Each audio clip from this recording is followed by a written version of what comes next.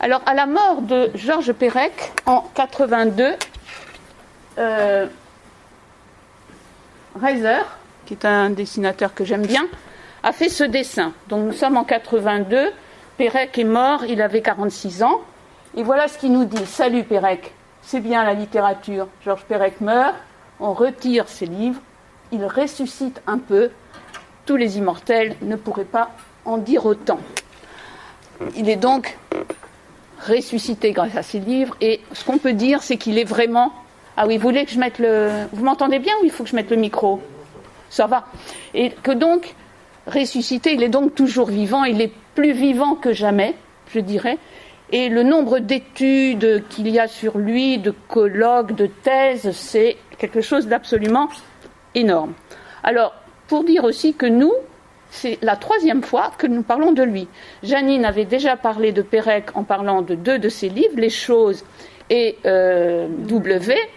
Nous avions eu Éric Beaumatin, qui est une éminence dans le monde de Perec, puisque c'est lui qui a fondé l'association Georges Perec, et qui donc récolte tout ce qui est écrit, dit, enfin voilà, et qui était venu nous parler de Perec 20 ans après sa mort, donc en 2002.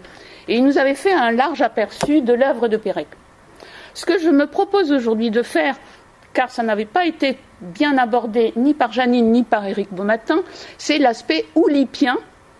Oulipien, je reviendrai bien sûr sur le mot, l'aspect oulipien de Perec. Or, je pense que c'est un aspect très important de Perec, et l'exemple le plus abouti de ce côté oulipien, c'est la vie mode d'emploi.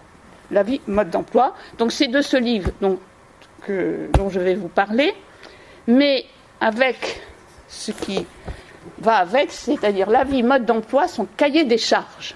Ça, c'est déjà moins connu, moins accessible d'ailleurs. En bibliothèque, c'est rare qu'on le trouve. Mais c'est là tout l'aspect oulipien qui est vraiment développé, qu'on va pouvoir mesurer. Voilà. Alors, je vais commencer par... Oui, alors, comme il y a beaucoup de documents sur Perec, je vais pouvoir vous faire profiter un peu d'images, mais aussi de quelques vidéos, car il y a des documents de l'INA qui sont vraiment, je trouve, intéressants.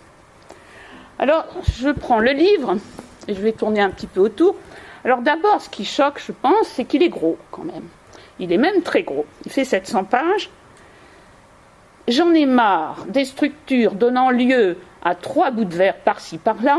Est-il possible de trouver une structure oulipienne qui permette d'écrire un roman de 800 pages ?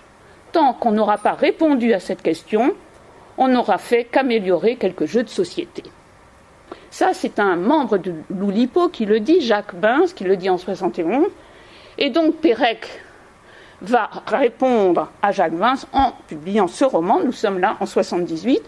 Il y a un autre qui le fera très bien aussi, mais ça, j'en avais parlé il y a longtemps. C'est Italo Calvino, Si par une nuit d'hiver, un voyageur.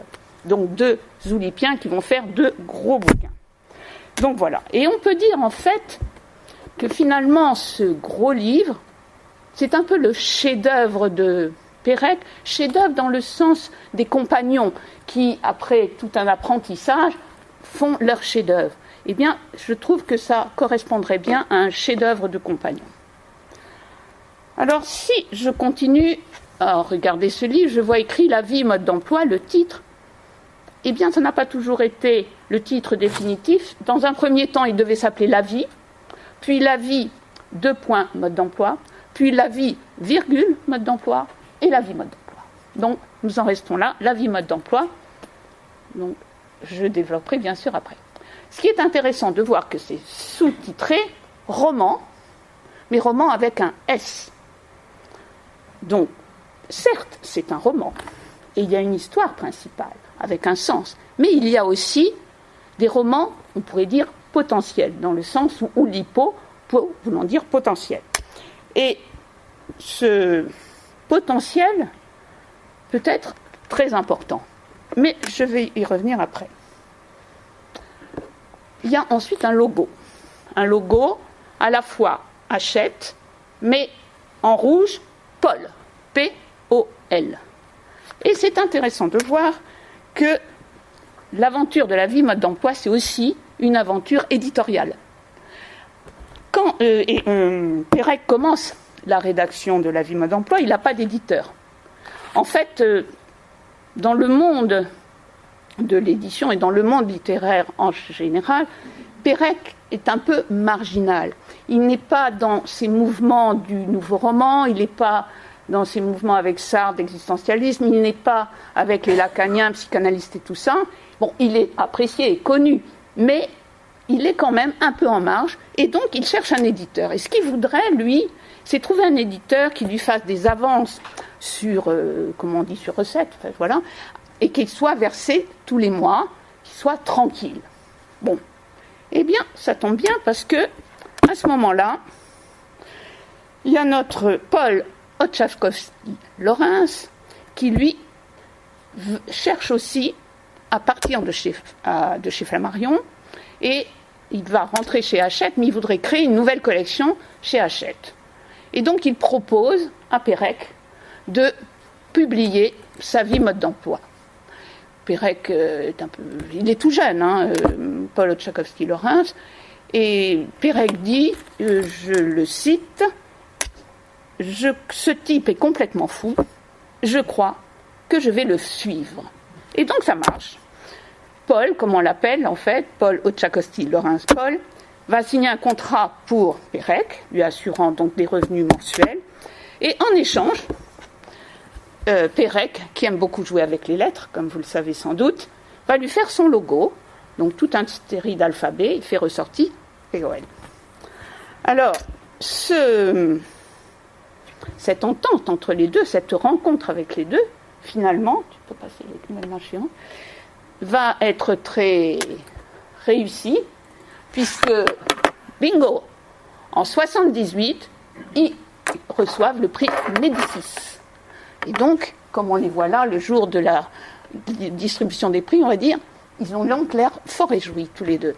Et donc, voilà Pérec, qui en 78, avec son prix Médicis, il l'avait déjà eu le Renaudot, mais c'était en 65, donc ça fait déjà un petit moment. Entre-temps, il avait écrit plein de choses qui n'avaient pas eu de succès. Donc en 78, le voilà relancé, avec ce Paul Oczachowski-Lorentz. Et il va donc pouvoir démissionner de son poste de documentaliste qu'il avait au CRNRS. Il travaillait en fait à l'hôpital Saint-Antoine au service neurophysiologie, mais il n'était que documentaliste. Et donc voilà, il n'avait pas trop de temps pour lui. Là, il va avoir le temps pour lui d'écrire ce qu'il veut, quand il veut. Alors je continue à tourner un petit peu autour, et si j'ouvre la première page, bon là on voit que c'est la collection Oczachowski-Lorentz, La vie mode d'emploi. Je vois Hachette 78. Je vous disais, oui, on est en 78. Mais en fait, la date de la parution ne reflète pas vraiment le travail de Pérec, parce qu'en fait, depuis déjà 1974, dans Espèce d'espace, qui est un livre très intéressant de Pérec, il disait ceci, nous sommes en 1974, et il faisait un projet de roman. J'imagine un immeuble parisien dont la façade a été enlevée, de telle sorte que du rez-de-chaussée aux mansardes, toutes les pièces qui se trouvent en façade soient instantanément et simultanément visibles. Le roman, dont le titre est La vie, mode d'emploi, se borne, si j'ose employer ce verbe pour un projet dont le développement final aura quelque chose comme 400 pages, donc se borne à décrire les pièces ainsi dévoilées, les activités qui s'y déroulent, le tout selon des processus formels dans le détail desquels il ne me semble pas nécessaire d'entrer ici, mais dont les seuls énoncés me semblent avoir quelque chose d'alléchant. Polygraphie du cavalier, adapté qui plus est à un échiquier 10-10, pseudo-kénine d'ordre 10, bicarré latin orthogonal, etc., etc. Donc, ça c'est en 74, déjà, mais Pérec dit qu'en fait l'idée, l'histoire, qui est une histoire de puzzle, comme beaucoup le savent, je pense, parmi vous, lui est venue en faisant en 69, donc vous voyez on est nettement avant, lui est venue en faisant un pulse si grand, si long, si compliqué, qu'il a mis 36 mois à le faire. Et c'était un pulse du port de La Rochelle, avec Jacques Roubaud, ils ont mis 36 mois à le faire. Donc cette histoire de pulse lui était déjà venue en 69. Je continue. La page suivante en bas de la page, et il n'y a que ça, à la mémoire de Raymond Queneau. Raymond Queneau meurt le 25 octobre 1976. Et Pérec est très affecté par la mort de Raymond Queneau, dont il était très proche, à qui il vouait beaucoup, une grande admiration. Et donc, tu peux passer l'image suivante. Et donc, lui qui travaillait depuis 10 ans presque à ce texte, La vie, mode d'emploi, il va, 3 jours après la mort de Queneau, à la mémoire de Queneau, j'écris mon texte. Ça y est, je me lance. Et ce qui est intéressant de voir, c'est qu'il va noter tout le déroulement de son écriture. Il commence, vous voyez, le 29 octobre 1976. Et il met 3 jours pour écrire le premier chapitre. Ensuite, il passe au deuxième chapitre, fait en novembre, etc., etc. Si tu peux faire défiler un peu. Et donc, nous arrivons, voilà, tout est comptabilisé et nous finissons donc avril 75. Il met donc 18 mois pour écrire son texte. Un texte donc, qui était tellement pensé que là, il va l'écrire d'un seul jet d'un seul. Il va l'écrire de sa toute petite écriture, là, bien serrée, sans quasi aucune rature, sur des grands registres de toile noire. Et voilà, c'est bouclé en 18 mois. Et je viens donc d'évoquer Queneau, et je vais m'arrêter un peu sur Queneau. Pourquoi ? Parce que c'est Queneau qui est à l'origine de l'Oulipo. Oulipo, ouvroir de littérature potentielle. Il crée l'Oulipo en 1960, un peu en réaction aux surréalistes et au groupe d'André Breton, dont il faisait lui-même partie et qui avait été plus ou moins, il n'était plus d'accord. Bon, il s'en va. Il crée donc l'Oulipo en 1960. Il en dit ceci: ce n'est pas un mouvement ou une école littéraire. Nous nous plaçons en deçà de la valeur esthétique, ce qui ne veut pas dire que nous en fassions fi. En fait, c'est un groupe qui a l'originalité de réunir à la fois les mathématiques et la littérature. Et l'idée de l'Oulipo, c'est donc exactement d'utiliser des structures mathématiques pour la création littéraire. Et Queneau était fasciné, je le cite, par cette étrange union d'une implacable rigueur et d'une délirante fantaisie. Rigueur et fantaisie, c'est vraiment typiquement, c'est les deux mots qui vraiment définissent, on va dire, l'Oulipo. Alors, Oulipo, donc, veut dire ouvroir littérature potentielle, le li pouvant être remplacé par mu, par tout ce qu'on veut. En fait, c'est ou x po, le x pouvant être de la peinture, du cinéma, de ce qu'on veut. Le plus connu étant quand même la littérature, l'ouvroir de littérature potentielle. Donc, potentialité, une œuvre oulipienne est une œuvre potentielle qui ne se limite pas à ses apparences. Elle a besoin du lecteur pour se réaliser pleinement. Alors vous me direz, c'est un peu toujours le cas en littérature, l'échange auteur-lecteur. Mais dans le cas de l'Oulipo, c'est beaucoup plus concret. Alors il y a un exemple très célèbre, mais qui est quand même très intéressant, c'est l'exemple de Raymond Queneau, qui en 1961 va écrire 100 000 milliards de poèmes.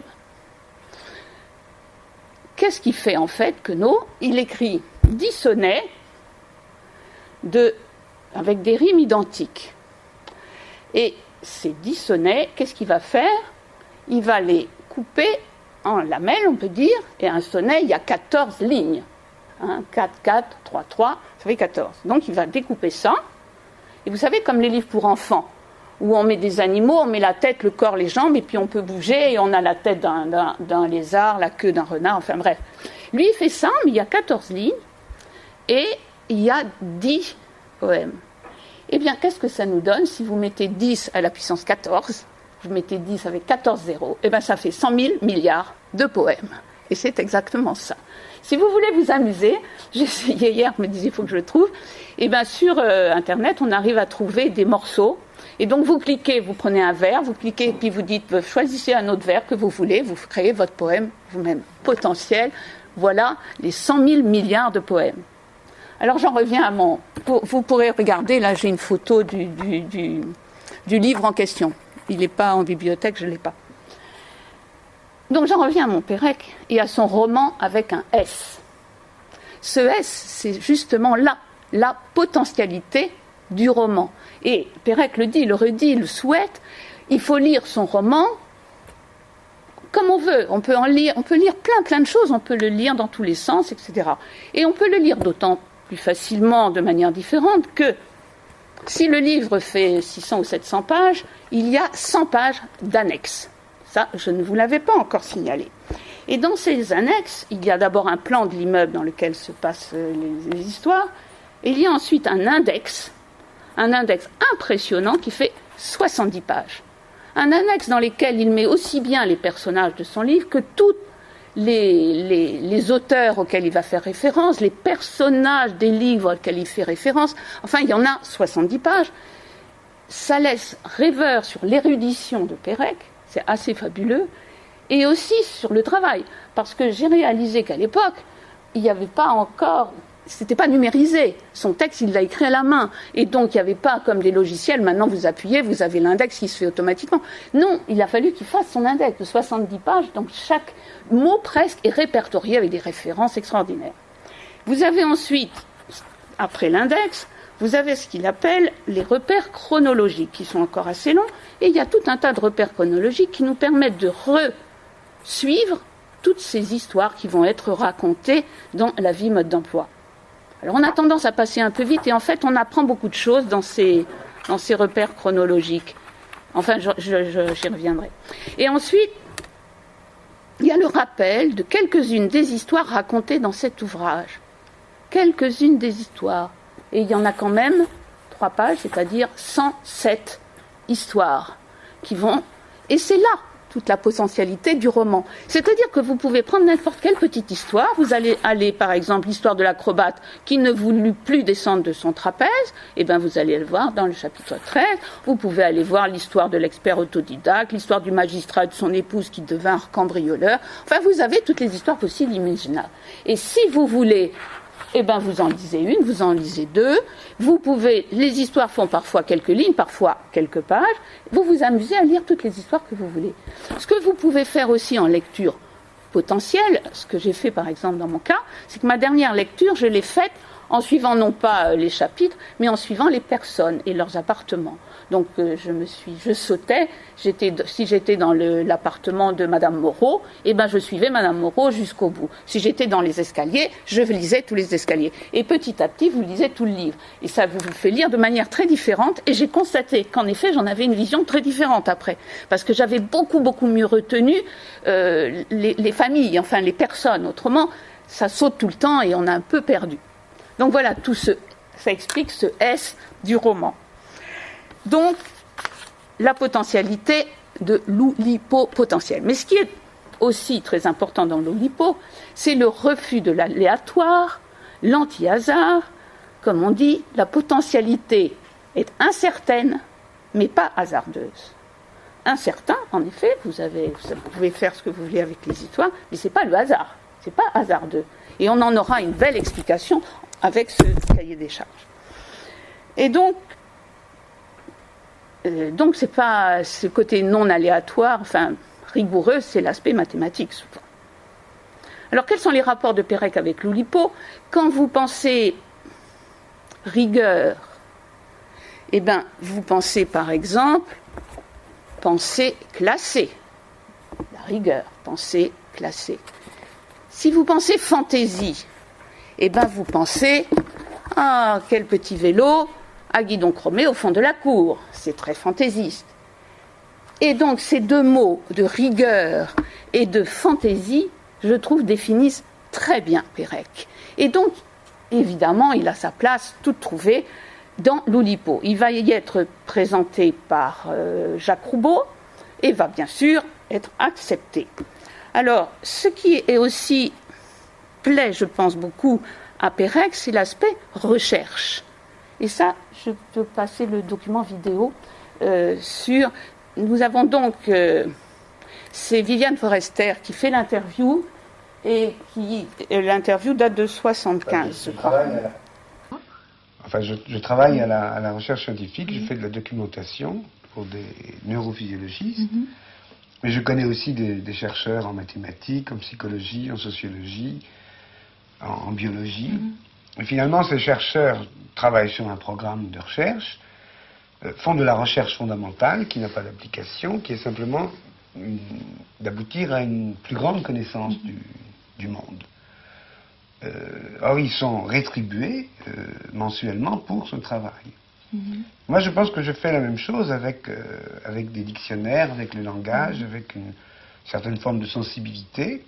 Et je concevrais tout à fait d'être payé comme un chercheur littéraire. Vous avez bien compris, du coup. Bon, donc, voilà, Pérec va donc rejoindre le groupe Oulipo en 67. Tu peux reprendre, après passer à la photo. Et donc, ce groupe, nous allons en avoir une photo qui va se mettre à l'écran. Et nous voilà dans ce groupe de l'Oulipo. C'est une photo que je crois qui date de 75, je crois, je ne suis pas sûre. Bon, alors, oui, 75. Donc, je vous donne un peu les plus connus. Vous avez Jacques Roubaud, là, qui est connu. Vous avez Italo Calvino.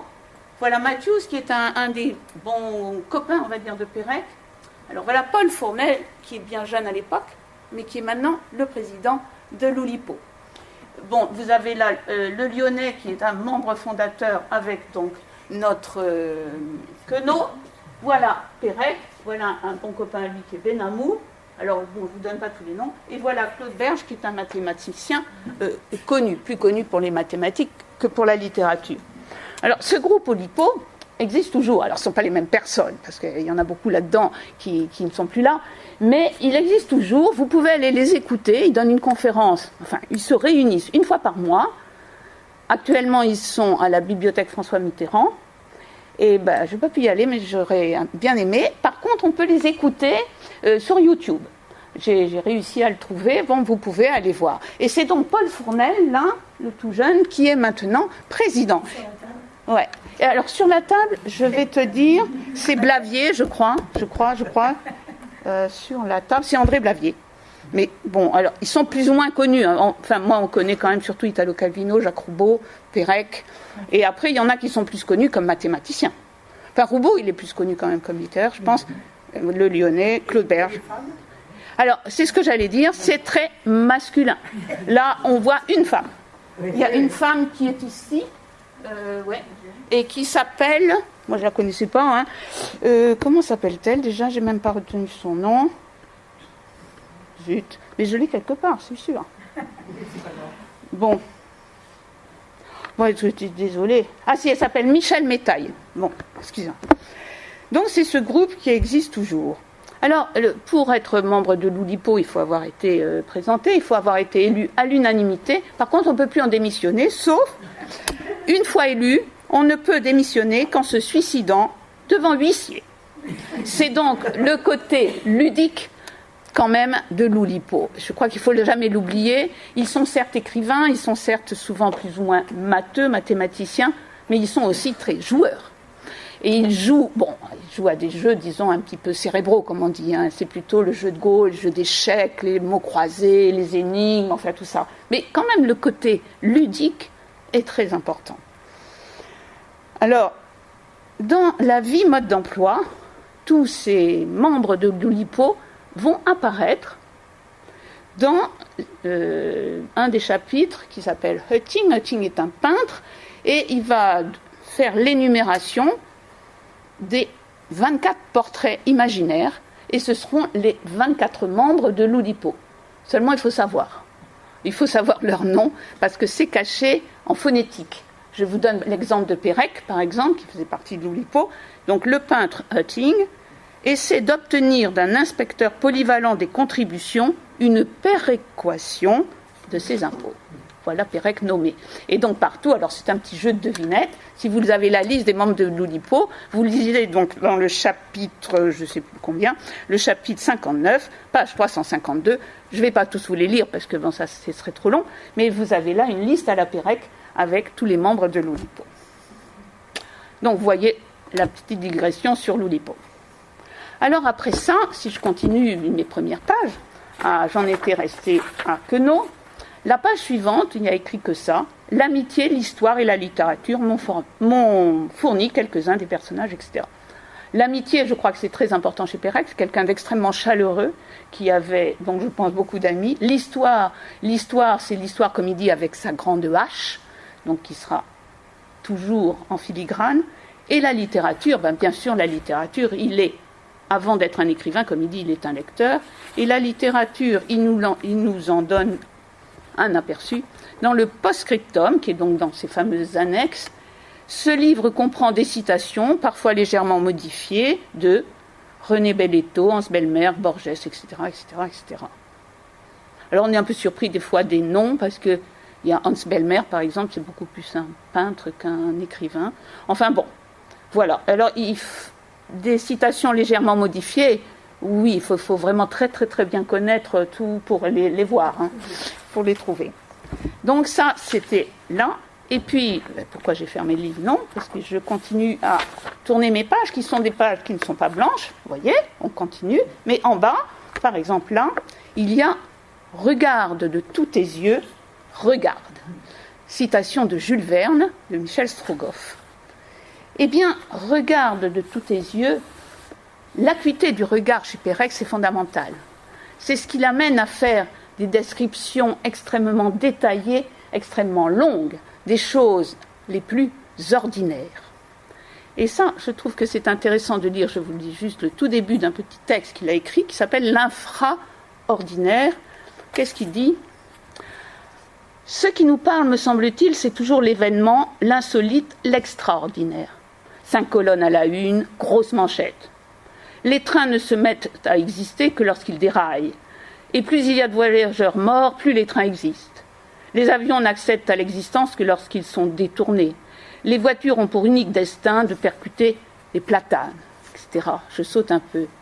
Il faut qu'il y ait derrière l'événement un scandale, une fissure, un danger, comme si la vie ne devait se révéler qu'à travers le spectaculaire, comme si le parlant, le significatif, était toujours anormal.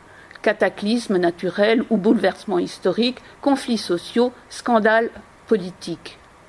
Je saute. Ce qui se passe vraiment, ce que nous vivons, le reste, tout le reste, où est-il ? Ce qui se passe chaque jour et qui revient chaque jour, le banal, le quotidien, l'évident, le commun, l'ordinaire, l'infraordinaire, le bruit de fond, l'habituel, comment en rendre compte ?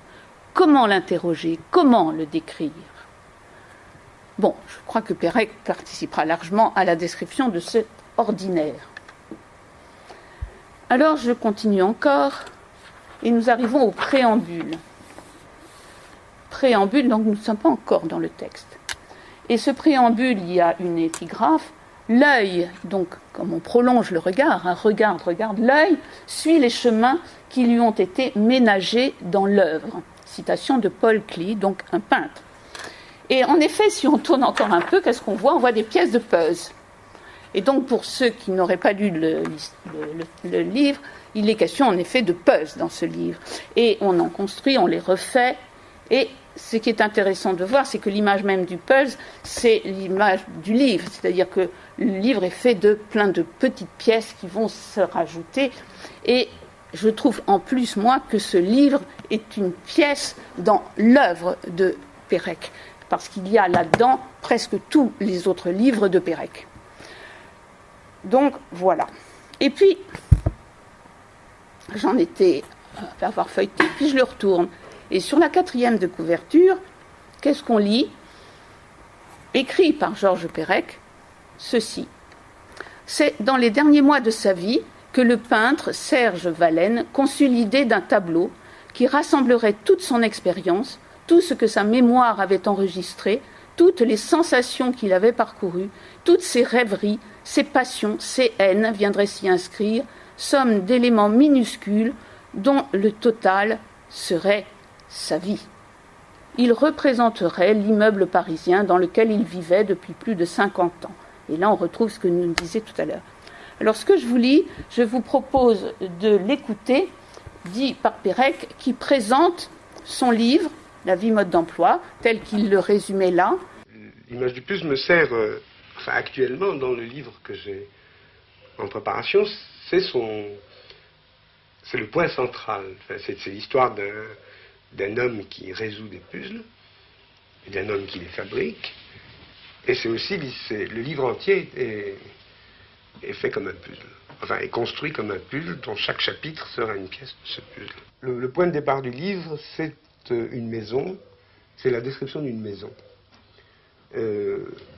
Une maison, une petite maison ou un immeuble? Non, un grand immeuble. Voilà donc un des premiers modèles, un des premiers exemples de ce qui m'a amené finalement à composer, à organiser ce monde. C'est une maison complètement ouverte. Et avec toutes ces complications. Et avec les pièces. Oui. Avec une profondeur apparente qui est donnée par le fait que ces pièces ouvrent sur d'autres pièces, etc. Oui. Et puis des scènes qui se passent. Alors là, on voit d'en haut. Et vous, on voit tout. On voit sur une sorte de tableau qu'un peintre, comme si un peintre, c'est-à-dire un peintre qui rêve de peindre ce tableau, où il y aurait cet immeuble ouvert et il y aurait toutes ces pièces, toutes ces petites cases. Et alors, on décrit ce qui se passe dans ces pièces. Voilà la maison. Voilà un autre plan de la maison. Alors on sait qu'ici il y a une chambre dans laquelle vit une vieille femme. Ici une autre chambre où vit un étudiant. Ici une étudiante. Ici vit dans une petite chambre le peintre qui a peint toute la maison et qui s'est représenté dans son coin comme dans les tableaux du Moyen-Âge. Ici il y a une pièce qui était occupée par le monsieur qui fabriquait les puzzles. Ici il y a un grand appartement occupé par le monsieur qui résout les puzzles. Et en fait, on s'apercevra que toute l'histoire n'est que l'histoire de ces deux personnages, de leur relation. Mais ça, on le saura beaucoup plus tard. Voilà une autre représentation. Ça, c'est comment on va se déplacer dans cette maison. C'est-à-dire que ça va donner l'ordre des chapitres. Alors ça, c'est comment le lecteur va se déplacer. Comment le lecteur. Et vous-même. Moi-même, à travers différentes pièces, je vais décrire chaque fois, je vais décrire ici, on est dans l'escalier, entre le 4e et le 5e étage, il y a une dame qui est en train de monter, qui se dirige vers un appartement, on raconte ce qu'elle fait. Ici, on rentre dans un appartement, puis dans un autre, puis dans un autre, puis dans un autre, etc. Oui. Et vous revenez dans les mêmes pièces? Jamais. On ne revient jamais. On revient dans des pièces qui appartiennent au même appartement, mais jamais dans la même pièce. On ne parcourt le chemin qu'une seule fois.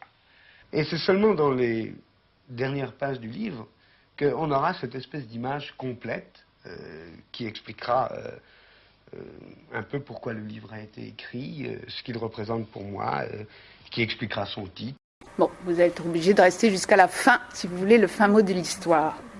Alors je vais revenir sur ce que vient de dire Pérec. Si tu pouvais revenir sur la photo 5.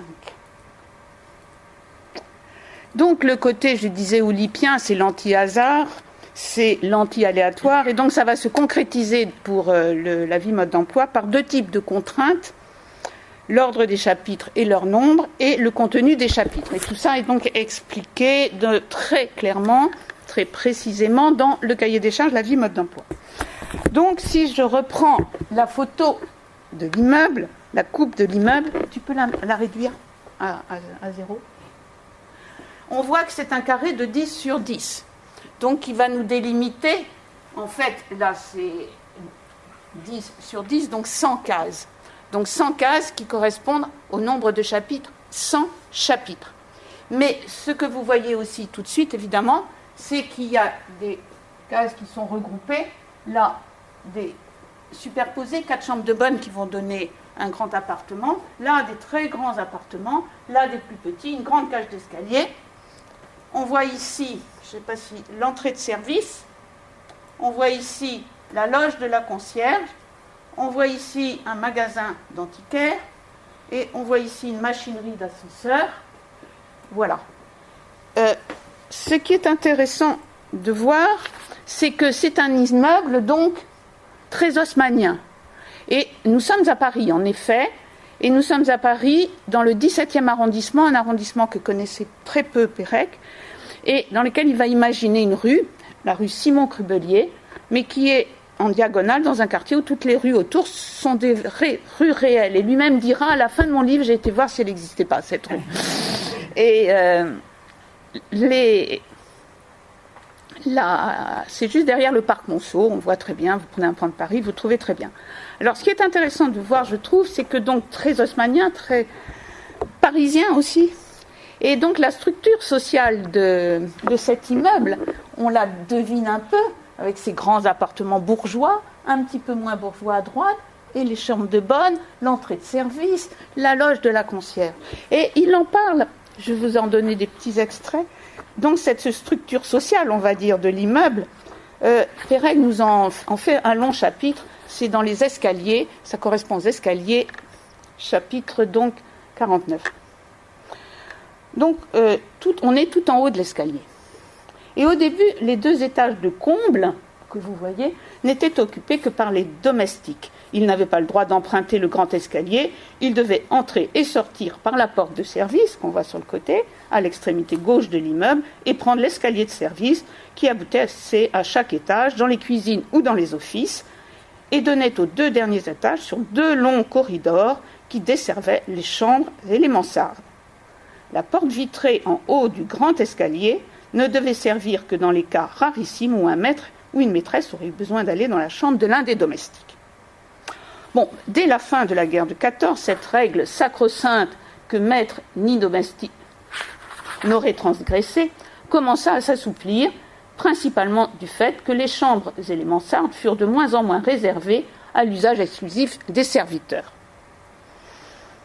Aujourd'hui, il ne reste plus que 2 chambres qui soient vraiment affectées, disons, à des domestiques. Il y a le Smith et Jane Sutton. Bon, je ne rentre pas dans les détails. Et donc l'escalier de service ne sert plus guère que pour quelques livreurs et fournisseurs et pour les ouvriers qui font des travaux dans l'immeuble. L'ascenseur, il y a donc un ascenseur, quand il marche, est utilisé librement par tous. Mais la porte vitrée reste la marque discrète et terriblement tenace d'une différence. Même s'il y a en haut des gens beaucoup plus riches qu'en bas, Hutting par exemple, il n'empêche que du point de vue de ceux d'en bas, ceux d'en haut sont plutôt du côté des inférieurs. Je saute un peu. À 2 reprises, les gens du haut et les gens du bas sont entrés en conflit ouvert. Une première fois lorsque Olivier Gratiolet, qui était le propriétaire de l'immeuble, a demandé à la copropriété de voter la prolongation du tapis au 7e et 8e étage, de l'autre côté de la porte vitrée. Et la 2e fois, ce fut à propos de la distribution du courrier. La concierge actuelle, Madame Nocher, a beau être la meilleure femme du monde, elle n'en a pas moins des préjugés de classe, et la séparation marquée par la porte vitrée n'est absolument pas fictive pour elle. Elle montre le courrier à ceux qui habitent en deçà de la porte. Les autres doivent aller le chercher à la loge. C'est un de ces clivages à partir desquels s'organise la vie d'un immeuble, une source de petits conflits, etc., etc. Bon, j'arrête. Donc c'est assez amusant parce que c'est vrai que là, on est vraiment dans un immeuble parisien. Alors peut-être moins maintenant quand même, mais en 80, quand il écrit, c'est vraiment bien, bien vu. Alors ce qui ne vous aura pas échappé non plus, je pense, c'est qu'ici, il y a quand même un beau carré noir, un beau trou, oui, je suis devant, un beau trou noir vide. Vous mettez ça dans votre tête. Alors, comment passe-t-on d'une pièce à l'autre ? Tu peux passer la photo suivante. Vous venez de voir le dessin que montrait Pérec avec plein de flèches. Alors, comment elles évoluent, ces flèches ? En fait, c'est facile. C'est que vous prenez n'importe qui sait jouer aux échecs, mais sans savoir jouer, vous le savez. C'est la polygraphie du cavalier, c'est-à-dire qu'il fait un saut, 1, 2, il arrive toujours en diagonale, c'est-à-dire 1, pof, pof, on est à 2, 1, pof, pof, on est à 3, 1, tata, on est à 4. Donc c'est ça qu'il faisait, ces flèches. 1, 3, 4, le 5, j'ai oublié, 5, 6, 7, etc. Donc voilà l'ordre dans lequel nous allons progresser par les chapitres. Ce que nous dit aussi ce polygraphie du cavalier, c'est que quand nous aurons fait toucher 4 fois le bord, et donc là, en fait, je ne vous fais pas tout le parcours, c'est un peu long, nous arriverons là, par exemple, nous avons d'abord touché celui-là, nous avons touché 2 fois celui-là, nous avons touché celui-là, nous arrivons au 4e, alors on change de partie, 2e partie, etc.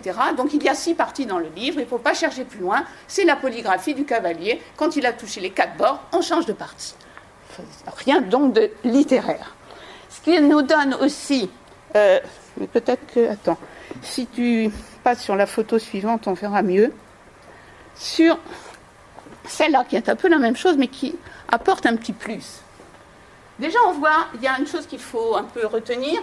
Enfin, c'est pas obligé, hein, mais on part de là, et on a les coordonnées du chapitre. C'est-à-dire, là, on est au chapitre 1, ces coordonnées seront 6, 6.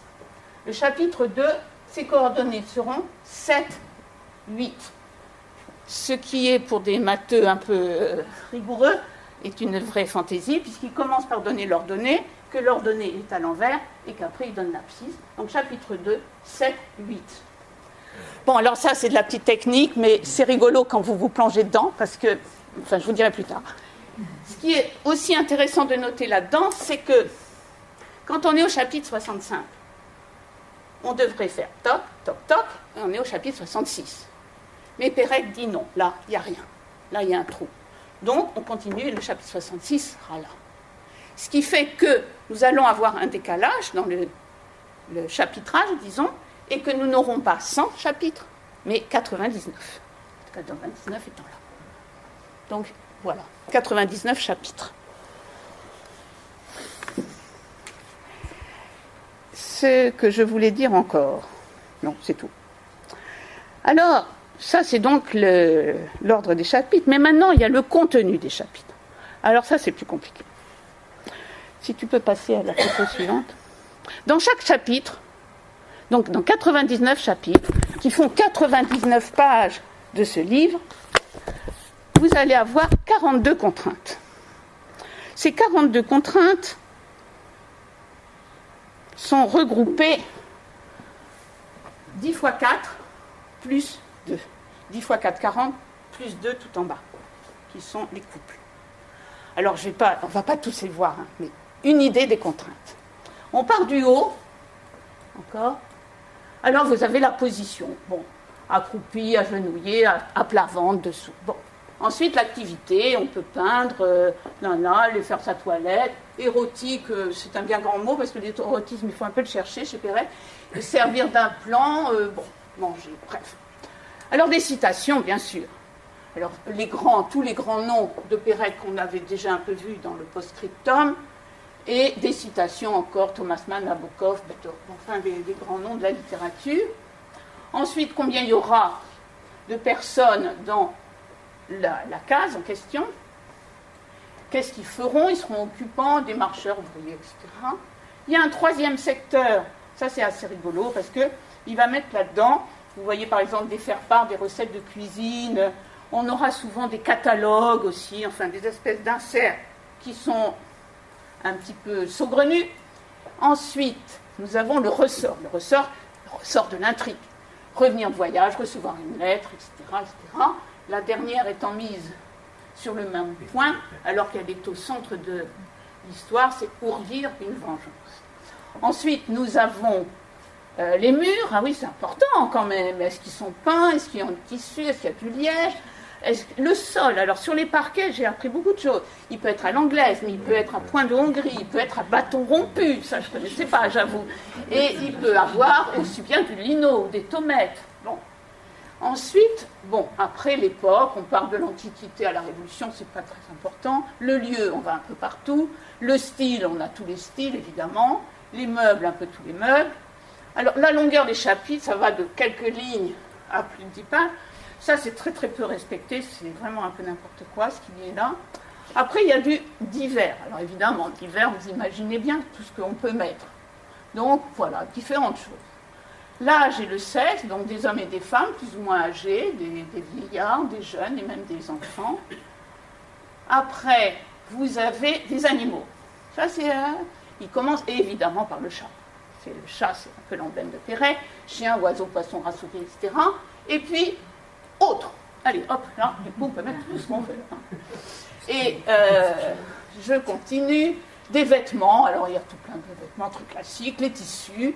Alors, les tissus, c'est là où on voit tout le plaisir qu'a Pérec à détailler les choses. Parce que vous avez des habits, mais après, vous avez le tissu, la matière. On fait voir là. Le tissu nature. Après, il y a Vous voyez, il peut être uni à rayures à pois, mais après il peut être en soie, en laine, en cachemire. Et puis après il peut être vert, blanc. Enfin, c'est une précision extrême, ça. Après, dans des accessoires, les gants, les chapeaux, des bijoux. Bon, les lectures, ils peuvent faire un peu n'importe quoi comme lecture, dont le fameux troisième secteur qui est des recettes de cuisine ou des catalogues, des musiques anciennes, enfin bref, et les tableaux. Alors les tableaux, je vais m'y arrêter un tout petit peu, tu peux passer sur le 7 bis. Parce que s'il y a quelque chose qui est omniprésent dans ce livre, ce sont les tableaux. Même si les pièces sont vides de meubles, il y aura les tableaux. C'est une vraie passion chez Pérec. Et voilà, on va les faire défiler. Je les ai tous pris parce qu'il y a dans ces tableaux, déjà parce que c'est vraiment une imprégnation. Hein, quand on lit Pérec, et là, les modes en place, c'est ça, c'est les tableaux. Et, non, tu reviens en premier, s'il te plaît. Non, je voulais, parce que il y a quelque chose, pourquoi il prend le, ça c'est Arnolfini, Van Eyck, parce que c'est ça qui intéresse Pérec, c'est ce côté miroir, c'est-à-dire mise en abîme. Après, non, t'as été un peu vite, ça c'était, attends, tu viens après, encore avant, voilà, là, tu passes au suivant, ça c'est donc Van Eyck, Arnolfini. Ça c'est le Saint Jérôme de Antonello de Messine. Et alors ce qui est marrant, c'est que quand on connaît la contrainte, on sait qu'il va prendre par exemple la calotte rouge, il va prendre ce petite chose-là qu'on ne voit pas bien, mais c'est un lion. Enfin, il va prendre des détails. Ce qu'il y a, c'est que tous ces tableaux ont un potentiel d'histoire énorme. Donc c'est ça, je pense, qui lui plaît beaucoup. Ensuite, au suivant, voilà nos ambassadeurs. Ça, c'est un Holbein. Il prendra par exemple celui, puis il prendra ça. Après. Alors ça, c'est intéressant, parce que c'est pour ça, en fait, que je voulais vous montrer. Parce que ça, c'est la Judica de Bruegel. Et dans un... Je vous raconterai l'histoire, mais mettez-vous dans la tête, c'est qu'ici, il y a une branche avec une perdrix, la mer et le bateau. Et bien ça, juste ça, il va nous le reprendre dans une histoire de manière, je trouve, tout à fait savoureuse. Ouais, on ne voit pas bien parce que ça pixelise beaucoup. Voilà, bon, tu continues. Là, voilà les Ménines de Velázquez. C'est intéressant parce qu'on a donc Velázquez dans son tableau et nous verrons comment lui va le récupérer aussi. Ensuite, ça c'est bon, la tempête de George John, toujours des histoires. Là encore, Métis, l'échangeur, ce petit miroir là, pour mise en abîme. Ensuite, ça c'est le son d'Ursule, il l'utilisera pas mal, surtout l'ange. Ensuite, ça c'est Bosch. Alors là, vous avez un passage extraordinaire si vous ne deviez lire qu'une histoire dans toute cette histoire, c'est celle de la machinerie de l'ascenseur. L'ascenseur descend, on est d'abord dans des villes à la Pyrénées, et on arrive tout en bas de la machinerie, et on est dans un tableau de Bosch. C'est extraordinaire. Après, et ça c'est une nature morte de Baugin. Dans un chapitre, nous sommes absolument complètement dans ce décor. Il va nous parler même des cartes, etc. C'est intéressant d'avoir le tableau sous les yeux parce qu'on suit exactement ce qu'il nous dit. Donc voilà les tableaux. On va revenir au tableau. Non, on va passer à autre chose. Donc ça c'était. Donc ces contraintes. Donc, non, on n'avait pas fini. Tu peux revenir dans les contraintes là non. Si tu viens photo, la liste des contraintes. Parce qu'on en était arrivé au tableau. Les tableaux, dessous des livres, les 10 petits nègres, un livre de lui, Cristal qui songe, c'est un peu science-fiction, ça, Sturgeon. Et bon, enfin bref. Ensuite, boissons, nourriture, bon, ce classique, petits meubles, jeux, jouets, peinture. Et entre les deux, vous voyez tout petit là, les sentiments. Les sentiments, il n'y a pas beaucoup chez Pérec. Pérec n'aime pas la psychologie, ce n'est pas du tout son rayon. Donc, ce n'est pas pour dire que ces personnages n'auront pas de la chair, ne seront pas, mais ils ne passent pas par le sentiment, même s'il le met quand même dans ses contraintes. Des peintures, mais qui ne sont pas des tableaux forcément. Il y a aussi des gravures, des aquarelles, enfin plein de choses. Les surfaces, carré, rectangle, triangle, ça, souvent, il utilise cette contrainte, un petit peu le côté mathématique avec les volumes, cube, parallélépipède, etc. Ensuite, des fleurs, bibelots, patins en main. Manque et faux. Alors, c'est-à-dire qu'il peut se permettre dans ces contraintes de dire, bon ben, ça manque. Et puis ça, c'est faux, donc on va en prendre une autre. Donc, vous voyez, il se laisse un petit peu de liberté quand même. Et enfin les couples. Alors les couples, c'est très amusant, parce que vous avez Laurel et Hardy, vous avez La Faucille et le marteau, Racine et Shakespeare, Philémon Baucis. Juste, je m'arrête sur Philémon Baucis, parce que c'est moins peut-être connu. C'est une légende qui est tirée des Métamorphoses d'Ovide. Et Philémon et Baucis sont deux vieilles personnes qui s'aiment beaucoup. Et elles seront transformées à la fin de leur vie, pour leur éternité. Philémon sera transformé en chêne et Baucis en tilleul. Retenez, Baucis en tilleul. Ensuite, Crime et Châtiment, Orgueil et Préjugés, Nuit et Brouillard. Cendre et Diamant, j'avoue, ça ne me disait rien, moi, sur le coup, mais c'est un film de Vajda, en fait. Labourage et Pâturage, La Belle et la Bête. Tout ça, c'est des couples quand même bien connus. Donc voilà notre liste de contraintes, ça en fait 42. À ça, ils vont en rajouter 4. Parce que ça lui plaît, comme ça, il s'en rajoute 4. Alors les 4 sont les suivantes. Il va donner les coordonnées du chapitre, pour rappeler, 6, 6, 7, 8, ça, il va les rentrer. Il va falloir qu'il mette une marque autobiographique, il va falloir qu'il fasse une allusion à un de ses propres livres. Des fois, c'est très évident, parce que, par exemple, Un homme qui dort, on reconnaît tout de suite La petite cuvette rose. Des fois, aussi, l'augmentation, les choses. Enfin bref, des fois, c'est très évident, des fois, ça l'est sans doute beaucoup moins. Donc, nous voilà, tu peux passer à l'image suivante. Nous voilà donc, pour chaque chapitre, avec... Voilà, ça se présente comme ça. Vous avez en haut la coordonnée du chapitre, la localisation dans l'immeuble, si on est l'escalier, chez Mme Moreau ou chez Madame, je ne sais pas quoi, Marquiseau, et le numéro du chapitre. Et vous avez ensuite, donc, toutes ces contraintes que je viens d'énumérer jusqu'en bas. Voilà. Donc, 42 contraintes et les couples. Ce qui fait, photo suivante, s'il te plaît. Ce qui nous donne, et c'est ce que nous voyons là, concrètement, je vous laisserai feuilleter avec plaisir tout ce livre. Donc, par chapitre, nous avons écrit de la main de Pérec les contraintes. Parce que ces contraintes, je vous les ai énumérées, mais lui, il ne va pas les prendre comme ça, une à une derrière. Il va mixer ça dans ce qu'il appelle les bicarrés orthogonaux, enfin, je ne sais pas quoi. Bon, je vous épargne la petite manœuvre mathématique. Mais donc, pour chaque chapitre, il arrive à ses contraintes. Par exemple, là c'est le chapitre 7, on ne voit pas. Il est 1, 7, c'est-à-dire qu'il a comme coordonnée 1, 7. Et vous voyez que dans ce chapitre 7, il va falloir qu'il sorte, qu'il se serve d'un plan, qu'il cite Roussel, Laurie, qu'il y ait 3 personnes, dont des ouvriers, que l'appât du gain soit moteur de l'histoire, etc., etc. Jusqu'en bas, et voilà nos contraintes. Alors quand il l'utilise, lui, hop, il entoure. Voilà, c'est fait. Et tu peux revenir en haut. Et là, par exemple, il en avait 42. Il en a utilisé 42 sur 42. Très bien. Ce n'est pas toujours le cas. Tu peux passer après la photo suivante. Parce que là, c'était net. Mais alors souvent, c'est ça qui fait l'agrément aussi du mode d'emploi, là, c'est que, alors, après, il va cocher, toujours surligner ses contraintes, mais il va s'amuser, il va faire des petits dessins, des petites choses comme ça à côté. Voilà. Vous voyez, il met du faux, ça veut dire qu'il ne va pas le prendre. Tu peux prendre un peu une autre après. Voilà, là, c'en est une autre, très chargée de dessins. Et pareil, donc on a, vous voyez, les coordonnées chapitre. Et là, vous voyez le chapitre, par exemple, c'est 85, et en fait, ça donne le chapitre 84. C'est ce que je vous disais, à partir de 66, il y a un décalage dans la numérotation du fait qu'il a sauté la case 66. Donc voilà ce que ça donne. Et c'est ça que compile, si vous voulez, la vie mode d'emploi. Alors, donc vous pouvez, si vous voulez, lire chaque chapitre en allant regarder toutes les contraintes et voir comment elles ont été appliquées par Pérec. Alors, quel est l'intérêt de tout ça, me direz-vous. Eh bien, pour Pérec, c'est indispensable. C'est ce qu'il appelle...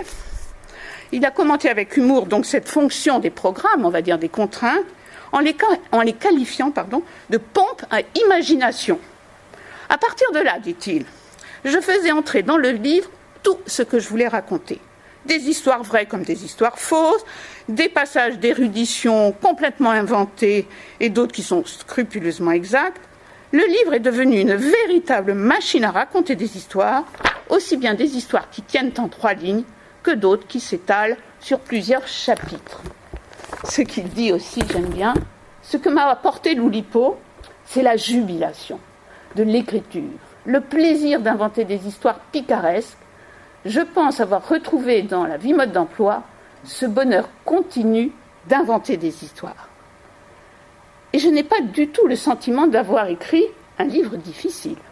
C'est du romanesque. Ma première idée, c'était de créer une machine qui ferait imploser le roman. Ma deuxième idée, ce fut de créer une machine qui produirait du roman. En écrivant La vie mode d'emploi, j'ai connu une jubilation romanesque que je n'avais pas connue depuis la disparition. La disparition que vous connaissez, où la contrainte était forte puisqu'il ne fallait pas de « e » et qui l'a stimulée de manière extraordinaire, une véritable jubilation, dit-il, donc qu'il n'avait pas connue depuis la disparition.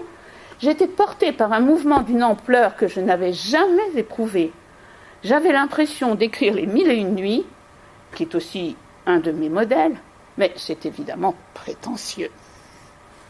Alors cette jubilation qu'a Pérec à écrire, des fois elle s'exprime devant les contraintes comme ça par un point d'exclamation. On pourrait dire un point de jubilation. Et cette jubilation, nous l'avons, nous aussi, en tant que lecteurs, lecteur de La vie mode d'emploi confronté à l'autre, en voyant comment Pérec réalise ces contraintes. Alors je vais vous en donner quelques exemples quand même. Donc, on retrouve aussi, ce qui est intéressant, c'est de voir, donc, et il le dit lui-même, comment il joue avec les contraintes.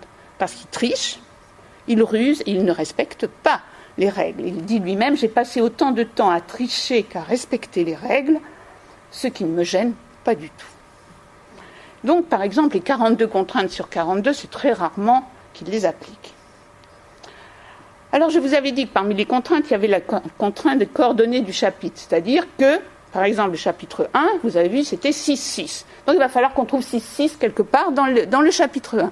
Ben, c'est très simple. Dans ce chapitre 1, il y a cette dame qui monte les escaliers, qui fait visiter des appartements, plus ou moins, et qui a donc un gros trousseau de clés. Ce trousseau de clés, il y a un porte-clés. Ben, le porte-clés, c'est quoi? Ben, c'est un domino, double 6. Et voilà casé notre 6-6. Dans le chapitre 2, qui est la référence 7, 8, les coordonnées. Alors nous sommes chez Mme Beaumont. Et Beaumont, son mari est archéologue, bon, toute une histoire. C'est assez long cette histoire. Mais finalement, il faut qu'il rende un rapport, cet archéologue. Ben, ce rapport, il fait quoi? 78 pages. Vous voyez? Et donc ça, c'est plaisant, parce qu'il le respecte presque toujours, presque dans les 99 chapitres, et on le trouve très facilement.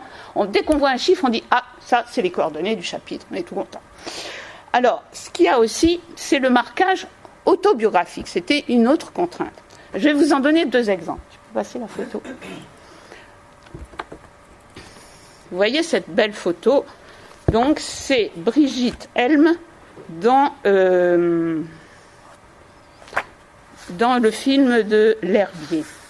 Alors, il a reçu cette photo, et qu'est-ce qu'il va en faire? Excusez-moi, il faut que je retrouve juste ma page. 333. Ah, zut. J'ai mis plein de trucs, mais finalement... Donc voilà, vous voyez cette belle femme, il reçoit cette photo. Et il est en train d'écrire, j'imagine, ce chapitre qui se passe à l'appartement de Madame Moreau. Et au commencement, donc des années 50, vécu dans l'appartement qu'acheta plus tard Madame Moreau, une beauté, une américaine énigmatique, que sa beauté, sa blondeur et le mystère qui l'entourait avaient fait surnommer la Lorelai. Elle disait s'appeler Joy Slowburn. Je saute. Joy Slowburn ne sortait qu'à la nuit tombée, conduite par Carlos dans une longue Pontiac noire. Les gens de l'immeuble la regardaient passer, éblouissante, dans une robe du soir en faille de soie blanche à longue traîne, qui laissait son dos presque nu, une étole de vison sur le bras, avec un grand éventail de plumes noires et des cheveux d'une blondeur sans égale, torsadés d'une façon savante, coiffés d'un diadème rehaussé de diamants. Et devant son visage long d'un ovale parfait, ses yeux minces et presque cruels, sa bouche presque exsangue, les voisins ressentaient une fascination dont ils n'auraient su dire si elle était délicieuse ou effrayante. Voilà, à partir de cette photo, comment il va. Évidemment, c'est pas texto la photo, mais il brode. Alors, il y a une autre contrainte liée à un marquage autobiographique, comme il dit, c'est l'histoire de Lino Marguet. Je vous le dis parce qu'il dit l'exemple, c'est Pérec qui parle, que je donne tout le temps. C'est une des histoires que je préfère dans la vie mode d'emploi. C'est l'histoire du champion cycliste Lino Marguet. Son prénom Lino, eh bien, il vient de ce qu'il devait y avoir du linoléum sur le sol. Ben oui, bien sûr. Et son nom Marguet vient de ce que dans la série des animaux, j'avais autres animaux. Les animaux, vous vous rappelez, il y avait les chats, les chiens, les araignées, etc. Et puis il y avait autres. Alors autres, ça pouvait être un lion, un léopard. Mais là, j'avais reçu ce jour-là un petit prospectus par la poste pour une encyclopédie. Et c'était la description du marguet, qui est une espèce de petit puma. Alors, Lino Marguet. Voilà 2 contraintes en une, le sol et l'animal qui sont mis dans le nom de l'auteur. Donc vous voyez comment il ruse, comment il joue de ces contraintes. Alors la contrainte couple, je l'aime bien parce qu'elle a amené des histoires assez rigolotes. Alors vous vous rappelez, il y avait crime et châtiment, par exemple. Alors quand il y a crime et châtiment en entier, quand crime et châtiment, quand les 2 contraintes se trouvent là ensemble, il faut qu'il utilise les 2 en même temps. Donc il faut qu'il utilise crime et châtiment, il n'y a pas de problème. Comment va-t-il faire ? Nous sommes chez le docteur d'Indeville. Donc nous sommes dans la salle d'attente du docteur d'Indeville. Je saute un peu. Il y a 2 personnes dans la salle d'attente. L'une est un vieillard d'une maigreur extrême, un professeur de français retraité qui continue à donner des cours par correspondance et qui attend son tour en corrigeant avec un crayon finement taillé un paquet de copies. Sur la copie qu'il s'apprête à examiner, on peut lire le sujet de la dissertation. Dans les enfers, Raskolnikov rencontre Meursault, entre parenthèses l'étranger. Imaginez leur dialogue en prenant vos exemples dans l'œuvre des 2 auteurs. Et voilà notre crime et châtiment casé avec Raskolnikov. Alors dans le même chapitre, il avait la contrainte, donc toujours d'Indeville, il avait la contrainte de l'animal aussi. Et il se trouvait que cette contrainte de l'animal, c'était l'araignée. Alors l'araignée, tout le monde sait que ça peut être aussi un crabe. Alors qu'est-ce que ça va donner ? Le docteur d'Indeville nourrit depuis longtemps une passion secrète. Il voudrait associer son nom à une recette de cuisine. Et il hésite entre salade de crabe à d'Indeville, salade de crabe d'Indeville, ou plus énigmatiquement, salade d'Indeville. Et donc nous avons évidemment la recette, et pour 6 personnes, 3 crabes ou 3 araignées. Voilà nos araignées casées. Dans le style recette de cuisine, je ne peux pas m'empêcher de vous en donner quelques autres parce que il est bon vivant, Pérec, et tout ce qui est cuisine, tout ça, visiblement, il aime bien. Alors, c'est dans un autre chapitre, c'est le chapitre, nous sommes chez Madame Moreau, qui pendant les 10 années où sa santé fut suffisante pour lui permettre de continuer à recevoir, Madame Moreau donna environ 1 dîner par mois. Le premier fut un repas jaune. Gougère à la bourguignonne, quenelle de brochet hollandaise, salmi de caille au safran, salade de maïs, sorbet au citron et aux goyaves, accompagné de xérès, de château chalon, de château carboneux et de ponche glacée au sauterne. Le dernier, en 1970, fut un repas noir, servi dans des assiettes d'ardoise, polies. Il comportait évidemment du caviar, mais aussi des calmars à la tarragonaise, une selle de marcassin Cumberland, une salade de truffes et une charlotte aux myrtilles. Les boissons de cet ultime repas furent plus difficiles à choisir. Le caviar fut servi avec de la vodka versée dans des gobelets de basalte, et le calmar avec un vin résiné d'un rouge effectivement très sombre, mais pour la selle de marcassin, le maître d'hôtel fit passer 2 bouteilles de Chacot du Cru Bocaillou 1955, transvasées pour la circonstance dans des decanters en cristal de Bohême, ayant toute la noirceur requise. Voilà. Alors il y en a un rouge qui est savoureux aussi. Ça vous gêne pas si je vous lis un peu ? Non. Le repas rouge, c'est le repas rouge de Gertrude. J'aime bien Gertrude parce qu'elle fait vraiment penser à Babette, le festin de Babette. Elle a été une très bonne cuisinière et donc elle a été embauchée par un lord anglais. Évidemment, faire les courses en Angleterre, ce n'est pas possible. Il faut qu'elle revienne à Paris faire ses courses. Et donc, elle revient, là, elle est de passage à Paris, elle va voir ses copines et tout ça. Et c'est ainsi que Gertrude, donc, vient une fois par semaine, tous les mercredis, rue Legendre, et remplir une camionnette de beurre, etc., etc. Et donc, Gertrude, là, c'est une femme d'une 50aine d'années, grosse, au visage rouge, aux mains potelées. Elle est vêtue d'un corsage en soie, noir, moiré, et d'un ensemble de tweeds verts qui lui va très mal. Sur sa boutonnière gauche est épinglé un camée représentant une pure jeune fille au fin profil. Il lui fut offert par le vice-ministre du commerce extérieur de l'Union soviétique pour la remercier d'un repas rouge, spécialement conçu à son intention. Œufs de saumon, borщ glacé, timbales d'écrevisse, filet de bœuf carpaccio, salade de Vérone, édame étuvée, salade aux 3 fruits rouges, charlotte au cassis, vodka au piment, bouillie rouge. Voilà un peu le genre d'histoire à la Pérec. Donc c'était ça. J'étais partie en fait de mon bain de ville, j'ai un petit peu dévié. Alors la contrainte Laurel et Hardy, bon c'est assez rigolo, mais si on prend Hardy tout seul par exemple, eh ben vous avez Thomas Hardy, poète anglais, mais vous avez René Hardy, qui était avec Jean Moulin, cette fameuse soirée de l'arrestation. Vous avez Françoise Hardy, bien sûr, ne l'oublions pas. Et en parlant de chansons, vous avez Hardy les gars. Et voilà comment un Hardy peut devenir je ne sais combien de choses. Une autre contrainte intéressante, nuit et brouillard. Et là, nous sommes beaucoup moins drôles. Et donc, il va la transformer en Nacht ou Nebel.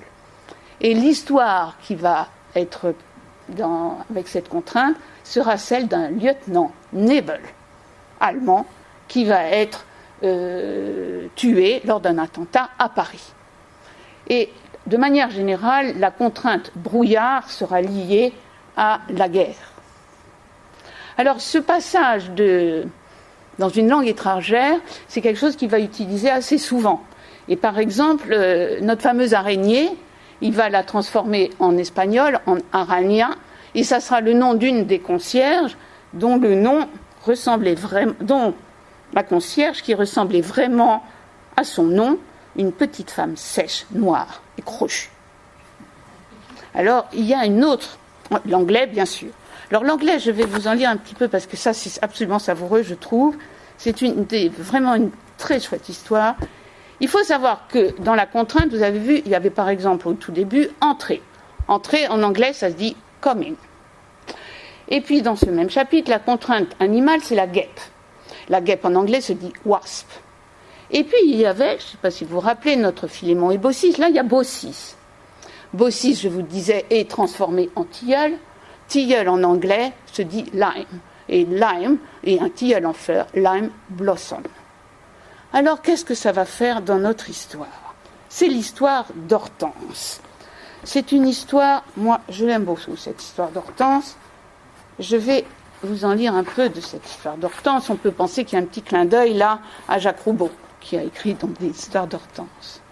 Donc nous sommes chez les Marquiseaux, qui ont une agence de pub, et donc dans leur salle à manger, qui est leur salle d'attente, il y a 2 clients. Il y en a un jeune homme, et puis il y a l'autre. La très célèbre Hortense est une personnalité beaucoup plus curieuse. En fait, jusqu'en 1973, Hortense était un homme nommé Sam Horton. Il était guitariste et compositeur dans une petite formation new-yorkaise, les Wasps. Sa première chanson, Come In, Little Nemo, resta 3 semaines au top 50, mais les suivantes ne remportèrent aucun succès. Le groupe végétait donc et voyait avec angoisse les engagements se raréfier et les directeurs de maisons de disques faire répondre qu'ils étaient en conférence lorsqu'au début de 1973, Sam Horton lut par hasard dans un magazine qu'il feuilletait dans la salle d'attente de son dentiste un article sur cet officier de l'armée des Indes qui était devenu une respectable lady. Ce qui sur le champ intéressa Sam Horton, ce n'est pas tant qu'un homme ait pu changer de sexe que le succès d'édition remporté par le récit relatant cette rare expérience. Cédant à la séduction trompeuse du raisonnement analogique, Sam Horton se persuada qu'un groupe pop, constitué de transsexuels, devrait nécessairement connaître le succès. Il ne parvint évidemment pas à convaincre ses 4 partenaires, mais l'idée continua à le troubler. Elle répondait certainement chez lui à un besoin autre que publicitaire, car il partit seul au Maroc, dans une clinique spécialisée, subir les traitements chirurgicaux et endocriniens adéquats. Quand Hortense revint aux États-Unis, les Wasps, refusèrent de la reprendre. Ce fut le début d'une période de vache enragée, et du fond de sa détresse, Hortense se remit à écrire des chansons, et comme personne ne voulait les chanter, elle finit par se décider à les interpréter elle-même. Sa voix rauque et instable apportait incontestablement ce new sound que tous les gens du métier ne cessent de traquer, et les chansons elles-mêmes répondaient bien à l'attente inquiète d'un public de jour en jour plus fébrile, pour qui elle devint bientôt l'incomparable symbole de toute la fragilité du monde. Avec Lime Blossom Lady, histoire nostalgique d'une herboristerie démolie pour faire place à une pizzeria, elle obtint en quelques jours le premier de ses 59 disques d'or. Voilà comment on peut utiliser les contraintes. Come In, Wasp et Lime Blossom. Le dernier exemple de contrainte que je voudrais vous montrer, parce que ça c'est très important, c'est au milieu du livre au chapitre 51. Le chapitre 51, il est noté le chapitre, écrit avec des majuscules devant. Le chapitre 51. Nous sommes dans la chambre de Valène. Valène, vous vous rappelez, c'est le peintre et c'est celui qui veut décrire veut peindre cet immeuble. Et Valène, c'est quand même alias Pérec. Et donc, il va au milieu de ce chapitre, nous sommes dans 51, au milieu, donc il y en a 99, donc nous sommes au milieu. Il va y avoir comme un panorama de tout ce qui se passe dans l'immeuble, de tous les gens qui y sont, de toutes les pièces qui y sont, de toutes les histoires qui y sont, qui ont été et qui seront racontées. Et ça va former ce qu'on appelle un compendium, c'est-à-dire comme un condensé de tout ça, qui va se présenter de manière très oulipienne. Je vais même prendre un schéma. Ce sont 3 strophes qui font 60 sur 60. 60 vers sur 60 caractères, y compris les espaces. Donc nous en avons 3, 60. 3 comme ça. 60 vers. Cette première strophe, les vers va finir par A, le deuxième sera décalé d'un, le troisième d'un, là, et le dernier commencera par un A. Et là seront racontées toutes les histoires qu'on a déjà vues, enfin des petits bouts d'histoire, puisque c'est résumé en une ligne. La deuxième strophe, qui fait aussi 60 vers, finira par N, le deuxième N, et finira par N. La troisième strophe finira par E, et vous voyez que l'on a écrit à nous sommes dans l'âme du livre, et c'est présenté de manière donc parfaitement oulipienne avec ce jeu sur les lettres. Plus péréquien sera le fait que ici il n'y aura pas 69 lignes, il n'y en aura que 59, c'est-à-dire que ce dernier E aura disparu, ainsi que la dernière ligne. Ça, c'est Pérec toujours, sa case noire, nous allons voir. Donc, là, un exercice qui se lit très bien, mais qui est un vrai tour de force d'arriver à écrire comme ça ces histoires. Alors, je vous disais, c'est Valène qui est dans ce chapitre, et je vais donc Valène qui dit « il serait lui-même » donc dans le tableau, et nous sommes donc au conditionnel.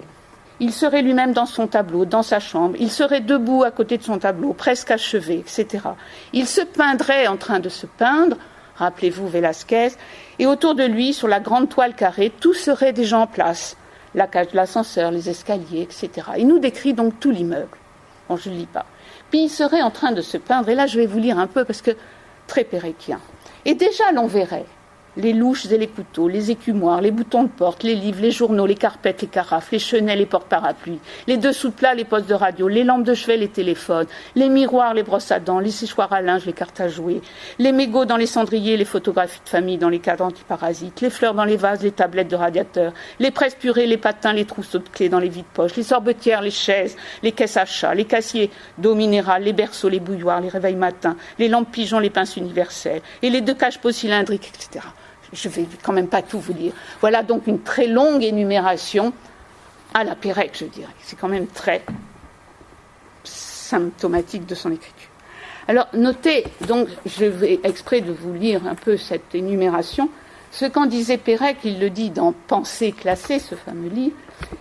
L'énumération me semble être avant toute pensée et avant tout classement, la marque même de ce besoin de nommer et de réunir, sans lequel le monde, la vie, resterait pour nous sans repère. Il y a dans l'idée que rien au monde n'est assez unique pour ne pas pouvoir entrer dans une liste quelque chose d'exaltant et de terrifiant à la fois. J'aime bien cette idée. Alors nous allons voir, si tu veux bien passer, cet effet d'énumération. Pérec nous dit que ça le renvoie beaucoup à Jules Verne. Il va nous le dire lui-même. Il y a une chose, par exemple, dans Jules Verne qui m'a toujours fasciné, c'est la possibilité qu'il a de faire pendant 3 pages une énumération de noms de poissons sans que ça soit ennuyeux. Et ça, c'est quelque chose, c'est un plaisir qu'on a perdu, le plaisir d'énumérer. Oui. Le plaisir d'énumérer qui est essentiel dans Rabelais, par exemple, ou dans Sterne, ou dans Jules Verne, maintenant n'existe presque plus. Or, je voudrais essayer de retrouver un peu cette espèce de jubilation qu'il y a à accumuler les objets, je veux dire, à transformer le livre en une sorte de grand dictionnaire dans lequel passent plein de choses, plein d'événements de l'Antiquité, du Moyen-Âge, du monde contemporain, plein de souvenirs, plein de lieux, ce qui fait que si j'ai fait toutes ces séries, c'est pour avoir cette possibilité de faire sans cesse référence à une sorte de monde entier dont l'image viendrait dans cette maison. Alors, l'idée de savoir encyclopédique, l'idée d'utiliser tous les mots du dictionnaire, c'est un peu son rêve pour écrire, c'est quelque chose de très très important, je crois, chez Pérec. Et on le retrouve dans un de ses personnages qui s'appelle Léon Marcia. Léon Marcia n'a pas été à l'école, ou quasiment pas, jusqu'à l'âge de 9 ans, et puis il va être malade et être obligé d'aller en sanatorium. Et en 4 ans, Léon Marcia lut un bon millier de livres et a appris 6 langues, l'anglais, l'allemand, l'italien, l'espagnol, le russe et le portugais, qu'il maîtrisa en 11 jours, etc., etc. Et plus il apprenait, plus il voulait apprendre. Ses capacités d'enthousiasme semblaient pratiquement illimitées, et tout aussi illimitées ses facultés d'absorption. Il lui suffisait de lire quelque chose une fois pour s'en souvenir à jamais, et il avalait avec la même rapidité, la même voracité et la même intelligence des traités de grammaire grecque, des histoires de la Pologne, des poèmes épiques en 25 chants, des manuels d'escrime ou d'horticulture, des romans populaires, et des dictionnaires encyclopédiques, avec même, il faut bien le dire, une prédilection certaine pour ces derniers. Alors ça, c'est vraiment Pérec qui parle. Et on peut dire de Pérec, il dit à un moment, il suffisait d'une fois pour s'en souvenir. Eh bien, il y a chez Pérec une espèce, on parle d'amnésie, mais lui, c'est d'hypermnésie, quoi. Une espèce de foule de choses, et on a l'impression que sa tête, je ne sais pas comment il arrivait à rentrer tout ça dans sa tête. Donc, ce Léon Marcia, qui va être ensuite se spécialiser dans l'histoire de l'art et deviendra l'expert le plus reconnu en histoire de l'art. Là, on pense un peu aussi à l'amour de Pérec pour tout ce qui est tableau, art en général. Alors, il y a un autre, si je suis sur Pérec, je vais rester un petit peu sur Pérec, parce qu'il y a un autre personnage qui est aussi très très attachant, qui est Sinoc. Sinoc est le seul juif des locataires ou des habitants de l'immeuble. Sinoc vint vivre rue Simon Crebielier en 1947. Et il reprit l'appartement. Bon, comment devait-on prononcer son nom? Évidemment, la concierge n'osait pas l'appeler Sinoc.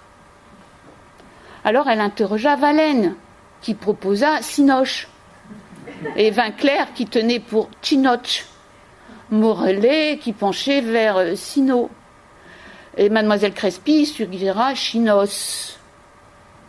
Et puis finalement, M. Échard, le bibliothécaire, qui lui a fait plein d'études, proposa carrément un tableau recensant toutes les possibilités d'appeler Sinoc. Alors il y a un tableau, toute lettre, donc de 4 lignes sur 5, donc 5 x 4, 20 possibilités d'appeler Sinoc. Bon, il propose ça. Mais ensuite, de quoi une délégation elle a posé la question au principal intéressé, qui répondit qu'il ne savait pas lui-même quelle était la manière la plus correcte de prononcer son nom.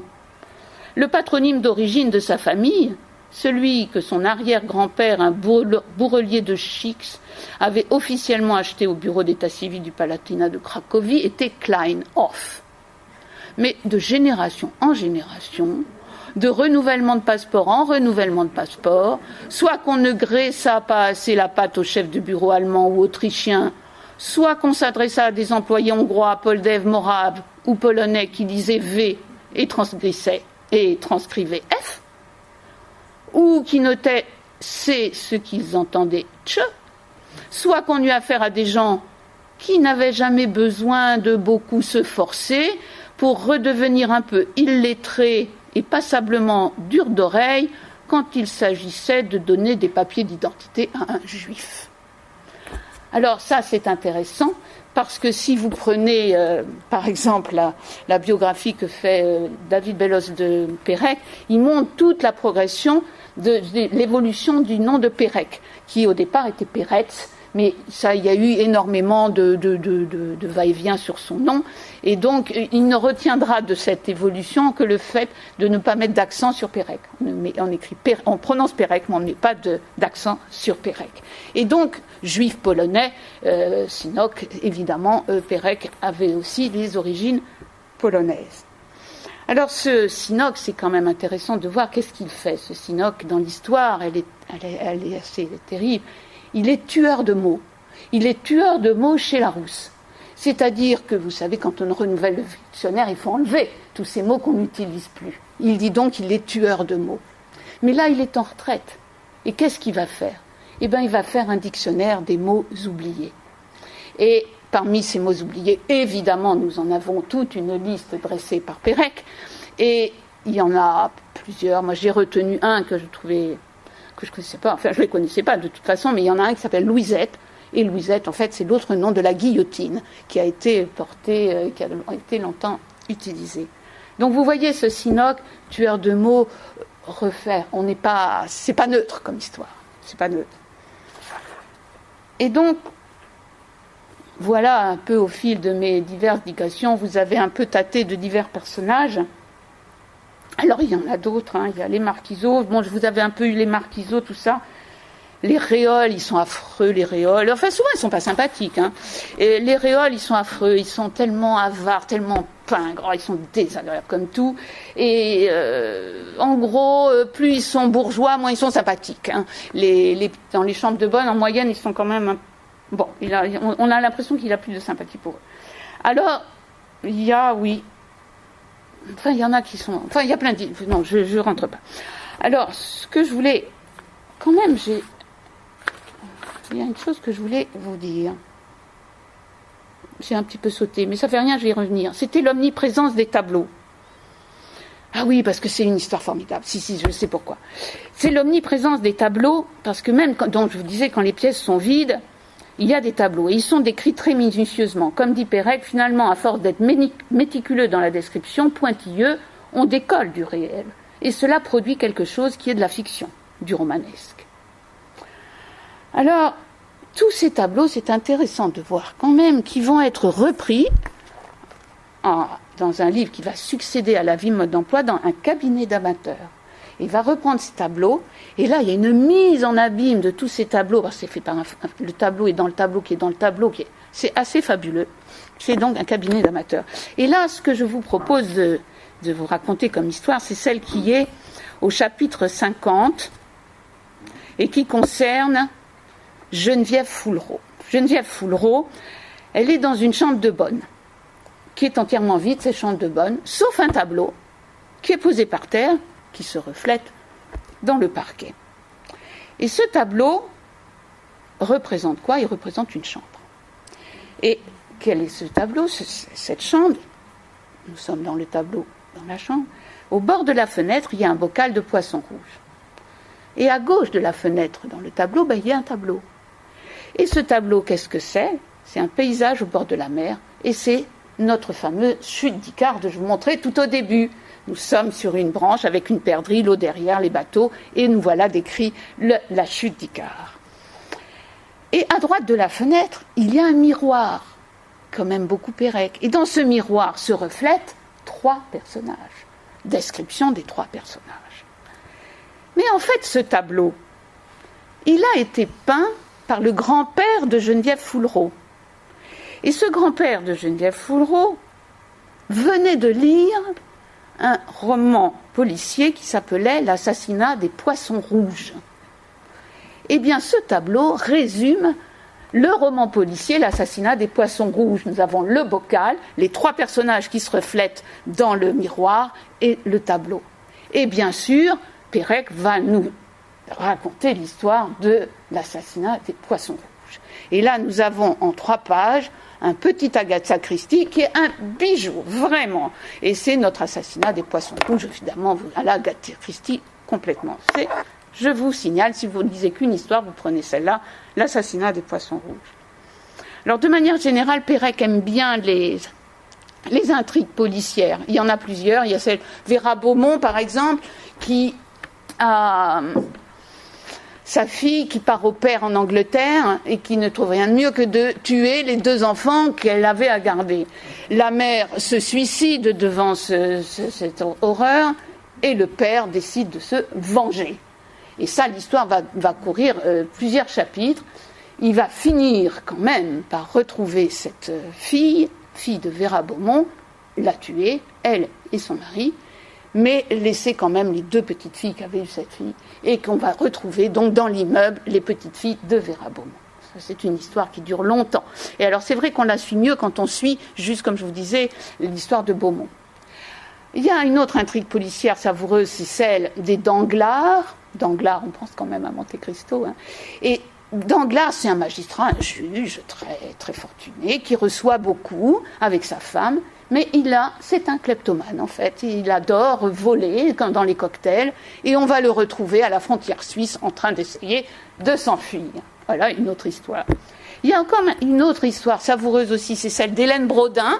Hélène Brodin, je ne sais pas trop pourquoi, retrouve son mari assassiné.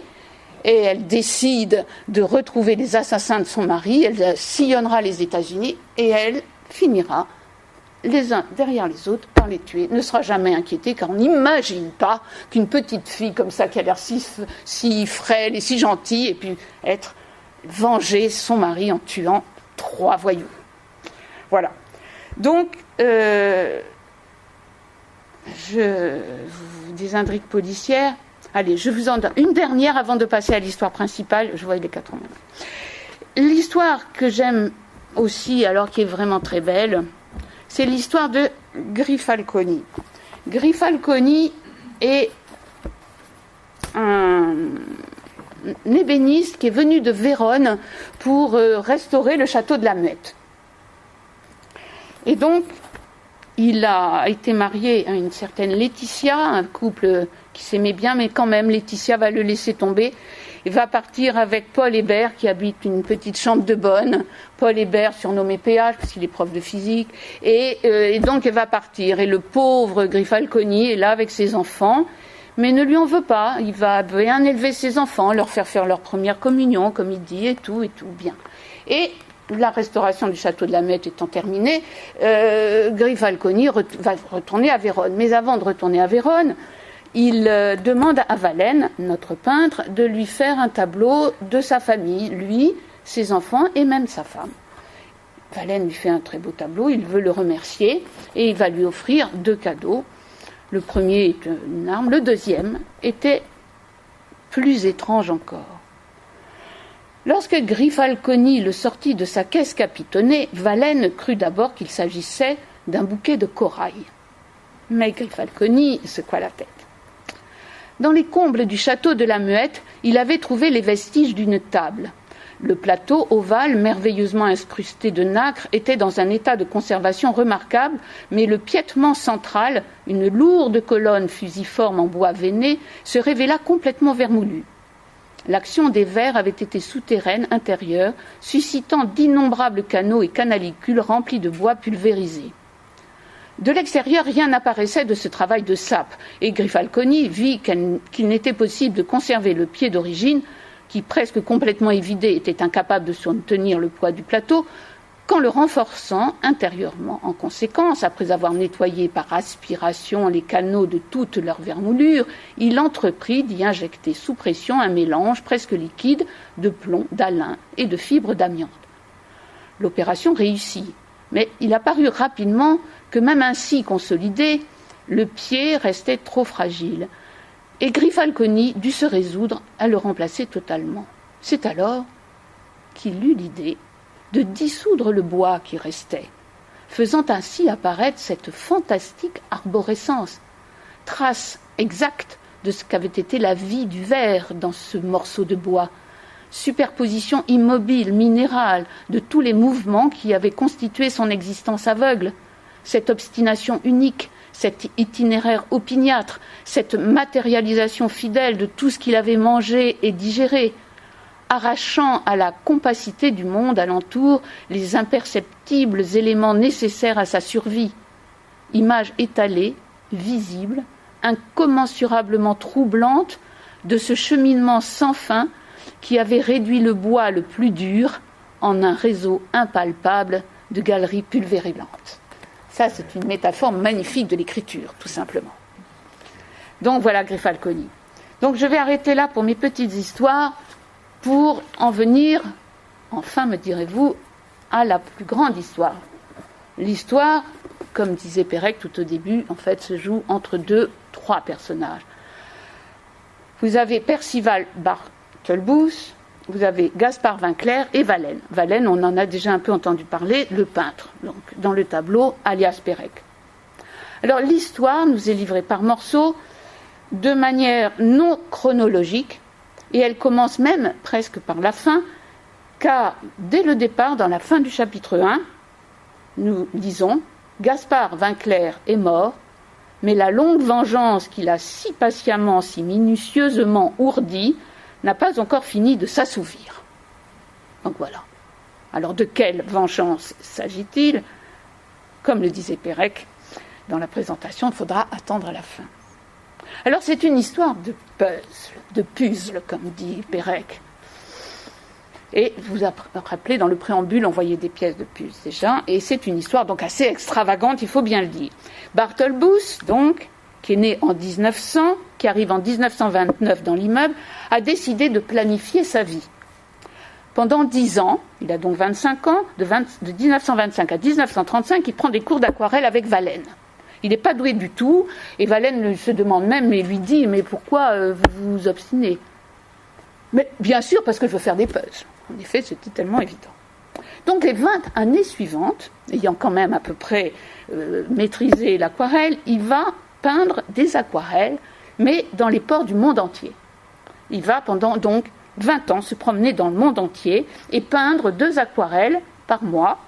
Donc a priori ça en faisait 480, en fait il en peindra 500.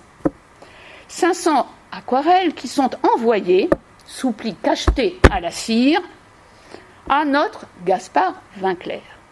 Gaspard Vinclair qui lui a été embauché par Barthelbus pour mettre ses aquarelles en puzzle, un puzzle de 750 pièces. Et à son retour de voyage, donc nous sommes en 55, et pendant 20 ans, eh bien, Barthelbus va reconstituer les puzzles, qu'il va prendre un par un de ses enveloppes. Et puis, une fois reconstitués, il va les donner à Morellet. Morellet qui habite dans une chambre de bonne, qui a des petits talents de chimiste, qui lui va recoller les pièces, redécoller l'aquarelle qui était collée sur le bois, et qui va, par un procédé chimique, rendre le vierge la feuille sur laquelle était peint l'aquarelle. Nous sommes donc de retour à une page blanche. Et cette page blanche doit normalement retourner sur son lieu de production, le port d'attache où elle avait été peinte, et détruite. De rien à rien.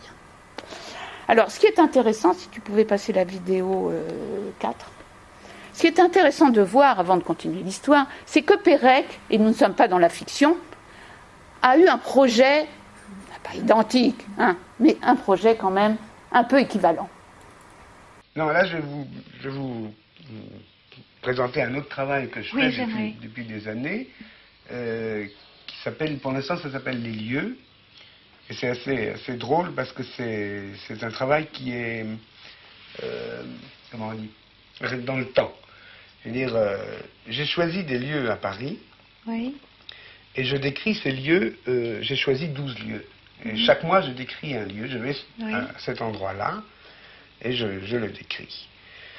Et une fois que j'ai fait la description, je le mets dans une enveloppe. Alors, voilà, j'en suis là pour l'instant. Et je scelle l'enveloppe. Oui, vous voyez, je ne sais pas que ça tombe. Alors voilà, ici j'écris le Place Jussieu, janvier 69. Ça, c'était la première description que j'ai faite. C'était un souvenir de la Place Jussieu. Et ensuite, j'ai mis un seau avec de la cire. Enfin, c'était quelque chose de... Et puis, j'ai recommencé. Et je recommence en principe pendant... Alors, chaque année, vous retournez dans... Je retourne même pas au même mois. Alors, il y a un système, encore une fois, un système de permutation assez compliqué. Alors, ça, c'est un projet que j'ai eu donc à la fin 68. Pourquoi sont-elles scellées, ces enveloppes? Pour que je ne sois pas influencé. Par la dernière... Parce que ce que j'attends de ces lieux, c'est trois choses. C'est premièrement, les lieux vont changer. Deuxièmement, moi je vais changer. Et troisièmement, mon écriture va changer. Donc il y aura trois vieillissements, trois transformations, trois usures ou trois modifications. Et quand j'ouvrirai ces enveloppes à la fin, en 1980 ou 82, j'ai l'impression que tout... j'aurais enfermé des bribes. Un peu... C'est un peu comme, vous savez, ce qu'on fait de temps en temps, ce qu'on appelle les bombes du temps. On enfouit à 5000 mètres sous terre un coffret scellé dans lequel il y a une cassette des Beatles, un petit timbre-poste, un esquimau, des archives, des sortes d'archives un peu hétéroclites et quotidiennes. Et je me demandais tout à l'heure, quand vous disiez que tout changeait, que tout se modifie, tout se déplace, même dans ce projet de lieu, je me demandais si ce que vous cherchez, ce n'est pas justement une constante. Et puis cette constante, je me disais que c'était peut-être la mobilité, le fait qu'il n'y ait pas de constante. Ce que je recherche, ce serait quelque chose qui serait mobile, mais qui va être mobile, mais avec comme si on recherchait quelque chose qui serait permanent au départ. Alors bon, je ne sais pas comment vous appréciez Viviane Forester, moi je la trouve un peu nunuche, quoi. Il y a un peu daté. Et en l'occurrence, je pense qu'elle se trompe quand elle dit la mobilité. Il répond gentiment, mais quand on lit ce qui est dans les espèces d'espace, la fin, j'aimerais qu'il existe des lieux stables, immobiles, intangibles, intouchés, presque intouchables, immuables, enracinés, des lieux qui seraient des références, des points de départ, des sources. Mon pays natal, le berceau de ma famille, la maison où je serais né, l'arbre que j'aurais vu grandir, le grenier de mon enfance empli de souvenirs. De tels lieux n'existent pas. Donc je pense qu'elle est un peu à côté de la plaque là. Donc, ce qui est intéressant de voir, c'est que Pérec n'arrivera pas au bout de son projet. Mais il était, et tu peux repasser, on est sur ça. Ah oui, Pérec avec toujours énormément de projets. Et ses amis disent, il avait toujours plein de papiers à côté de son bureau. Là, on ne voit pas trop, mais il avait tout un programme. Il fallait qu'il y ait des choses, et programmé dans le temps, il en faisait beaucoup en même temps. C'est quelqu'un qui était angoissé, je pense. Et il fallait qu'il ait des programmes. Alors, dans notre histoire, j'y reviens. Donc, le plus extraordinaire, c'est quand même donc qu'on part de rien pour arriver à rien. En fait, que veut Barthelbus? Il le dit, tout au long du livre. L'histoire est très fragmentée dans le livre.